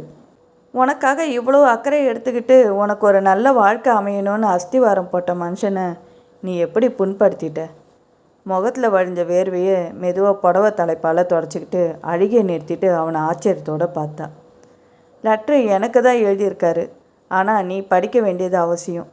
நான் வேலையெல்லாம் கவனிக்க வெளியே போக வேண்டியிருக்கு. நாளைக்கு ரயிலுக்கு உனக்கும் எனக்கும் டிக்கெட்டு வாங்கிட்டு வந்துடுறேன். உன்னை பத்திரமா உங்கள் வீட்டில் கொண்டு போய் சேர்த்துட்றேன், கவலைப்படாத. உன்னோட சாமானெல்லாம் எடுத்து பெட்டியில் தயாராக வச்சுக்கோ. அதுக்கு மேலே பேச பிடிக்காதவன் போல் வீட்டுன்னு எழுந்து வெளியே போனான். ரொம்ப நேரம் உட்காந்துருந்த விமலா முடிவில் துணிச்சலோட மேஜை மேலே இருந்த அவன் வச்சுட்டு போன லெட்டரை பிரித்தான். அன்புள்ள மோகனுக்கு, நடந்தது எல்லாமே உங்ககிட்ட நான் விளக்கமாக சொல்லியிருக்கிறேன். நான் எடுக்கிற முடிவு உனக்கு அதிர்ச்சியை தரலாம். விமலாவும் என்னோட குறுக்கீடு இல்லாமல் சுகமாக வாழணுன்றது தான் என்னோட ஆசை. நீ சங்கரிக்கிட்ட நடந்துக்கிட்டது போல் கடுமையாக விமலாக்கிட்டேயும் நடந்துக்கக்கூடாதுன்றது என்னோட வேண்டுகோள். தவறு என்னோடதும் கூட. விமலா பார்க்குறதுக்கு என்னோட மக துளசி போலையே இருந்ததுனால என்னையும் மீறின பாசத்தில் இறந்து போன மகளே திரும்ப வந்துட்டது போல் நினச்சி அதிகமான அன்பை காட்டினேன். அதை விமலா தப்பாக புரிஞ்சுக்கிட்டா. சுகுணா அம்மா போட்ட தூபம் நல்லா வேலை செஞ்சிட்டது. நல்ல வேலை. மயக்கம் போட்டு விழுந்ததில் அவளுக்கும் அவள் வயிற்றில் வளர்ந்த குழந்தைக்கும் ஆபத்து எதுவும் இல்லைன்றத டாக்டர்கிட்ட கேட்டு தெரிஞ்சுக்கிட்டதுக்கப்புறம்தான் எனக்கு நிம்மதியாக இருந்தது. இனி நான் இந்த முடிவு எடுத்தால் தான் நீ நிம்மதியாக வாழ முடியுன்ற காரணத்தினால வீடு சொத்து எல்லாம் ஏற்கனவே உன் பேருக்கு மாற்றி இருக்கிறதுனால நீ அதெல்லாம் அனுபவித்து சுகமாக மனைவியோடு வாழணுன்ற நல்ல எண்ணத்தோடு உன்னையும் விமலாவையும் விட்டு ஏன் ஊரை விட்டே போகிறேன். பட்டணத்தில் இருக்கிற நண்பன் நாராயணசாமி உதவியோடு நான் ஜெகதீசன் கருணை இல்லத்தில் போய் சேர்றதா முடிவு பண்ணியிருக்கேன். உனக்கும் விமலாக்கும் ஆசிகள். 2 தடவை லெட்டரை படித்தா விமலா. தொண்டை என்னவோ இருக்கிறது போன்ற தூக்கம். உண்மை தெரியாமல் அவள் சித்தப்பா சிதம்பரத்தை ஆரம்பத்துலேருந்து ஏன் தப்பாக புரிஞ்சுக்கிட்டா? வயசான மனுஷன், வியாதிக்காரு. அவரோட சொத்து சுகத்தெல்லாம் அவங்களுக்காக திறந்துட்டு அவர் அனாதியா. ஐயோ கடவுளே, சுகுணா அம்மாவோட பொய்யுக்கெல்லாம் செவி சாய்ச்சது எவ்வளோ விபரீதமாயிடுச்சு. வீணான கற்பனையில் சந்தேகப்பட்டதோட விளைவு. இப்போ அவள் என்ன செய்வா? தாங்க முடியாத வேதனையில் விசுமி விசுமி அழுதா, தேற்றுவார் இல்லாமல். ராத்திரி ரொம்ப நேரம் கழித்து வீடு திரும்பின மோகன் கையோடு கொண்டு வந்த அந்த டிக்கெட்டுங்களை மேஜை மேலே விசிறி போட்டான். நாளைக்கு ராத்திரி நாம் பட்டணம் போகிறோம், சரியா? விமலா சட்டுன்னு பக்கத்தில் வந்து அவனோட கையை பிடிச்சிக்கிட்டா. ஒரே ஒரு தடவை என் தவறுக்காக நீங்கள் மன்னிக்க மாட்டீங்களா? வார்த்தைங்க தடுமாற கண்ணில் நீர் புரண்டுது. தப்பு என்னோடது, ஒத்துக்கிறேன். எனக்காகவும் நம்ம குழந்தைக்காகவும் என்னை மன்னித்து நடந்ததை மறந்துடுங்க. நான் பட்டணம் போக போகிறதில்ல, இங்கே தான் இருக்க போகிறேன். நீங்கள் என் டிக்கெட்டை கேன்சல் பண்ணிவிட்டு உங்கள் டிக்கெட்டை எடுத்துக்கிட்டு பட்டணம் போய் நேராக சித்தப்பாவோட நண்பர் வீட்டுக்கு போய் கெஞ்சி சித்தப்பாவை கையோடு அழைச்சிட்டு வரணும். தயவு செஞ்சு எனக்காக இல்லை, உங்கள் குழந்தைக்காக. விளையாடுறதுக்கு உங்கள் குழந்தைக்கு தாத்தா வேணாமா? அழுதுகிட்டே சொல்லி முடித்தா. மனம் கனிஞ்சு போன மோகன் மேல் துண்டுனால அவளோட கண்ணீரை தொடச்சான். சரி, இந்த தடவை மன்னிச்சிட்டேன். நாம் நடந்ததை மறந்துடுவோம். வா, சாப்பிடாம பட்டினி இருந்தால் உன் உடம்புக்கு ஆகாது சொல்லிக்கிட்டே அவளை அணைச்சிக்கிட்டு அந்த ரூம்லேருந்து வெளியே வந்தான். 3 நாளாக நேரம் போகாமல் பலவிதமான எதிர்பார்ப்பில் வாசலுக்கும் உள்ளுக்குமா நடந்து கால் ஓஞ்சி போனான் விமலா. 4வது நாள் வண்டி சத்தம் கேட்ட உடனே ஓடி போய் கதவை திறந்தா. மாமா மன்னிச்சிடுங்க, தெரியாமல் சொல்லிக்கிட்டே அவரோட பாதத்தை தொடறதுக்கு முன்னாடியே, எல்லாத்தையும் பட்டணத்துலேயே மறந்துட்டு வந்திருக்கேன், எழுந்துரு. இந்த மாதிரி நேரத்தில் மனசில் தேவையில்லாத சந்தேகம், பயம், கோபம் இதெல்லாம் ஏற்படுறது இயற்கைன்னு டாக்டர் கோதண்ட சொல்லியிருக்காரு. நீயும் மகனும் தினமும் கோயிலுக்கு போயிட்டு கொஞ்சம் காலார உலாவிட்டு வாங்க. உன்னோட மனசும் அமைதி அடையும், குழந்தையும் ஆரோக்கியமாக வளரும் சிரித்தாரு சித்தப்பா. இப்போ அவர் பேச்சு அவளுக்கு இயல்பாக தான் இருந்தது. அப்பா போல் இருக்க அன்பு காட்டின மாமனாரை அவள் எப்படி தப்பாக புரிஞ்சுக்கிட்டு, சேச்சே வீணாக அவமானப்படுத்திட்டேனே குற்ற உணர்வில் மனசு கரைஞ்சி போனான். காஃபி டிஃபன் எல்லாம் தயாராக இருக்கு மாமா, குளிச்சுட்டு வாங்க 2 பேரும் சாப்பிடலாம் அப்படின்னு உபசரித்தான். அதுக்கு முன்னாடி குளிர்ச்சியாக இதை நீ சாப்பிடு, பட்டணத்துலேருந்து வாங்கிட்டு வந்தேன், ஹைதராபாத் திராட்சை, நல்லா கல்கண்டு போல் இருக்கும், இந்தான்னு கையில் இருந்த பொட்டலத்தை கவிழ்த்து ஒரு கொத்து அவகிட்ட கொடுத்தாரு. நன்றி மாமா, சாப்பிட்றேன் சொல்லி வாங்கி வாயில் போட்டுக்கிட்டா. எல்லாத்தையும் நீயே சாப்பிடு, அப்போ தான் என் பேரன் எனக்கு சர்க்கரையாக இனிப்பான். சிதம்பரம் குறும்புத்தனமாக சிரித்தப்போ அவளோட முகம் குங்குமமாக சிவக்க சந்தோஷத்தோடு அவளும் சேர்ந்து சிரித்தான். மோகனும் சிரித்தான்.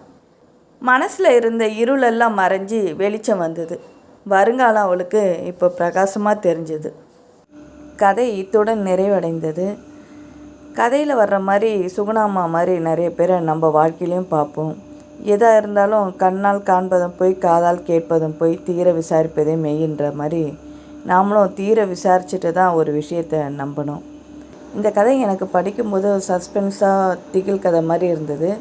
உங்களுக்கு எப்படி இருந்ததுன்றதை கமெண்ட்டில் தெரிவிங்க. பிடிச்சிருந்தால் ஒரு லைக் போடுங்க, சப்ஸ்கிரைப் பண்ணுங்கள், நம்ம சேனலை தொடர்ந்து கேளுங்க. அடுத்து சுவாரஸ்யமான கதையுடன் சந்திப்போம். நன்றி.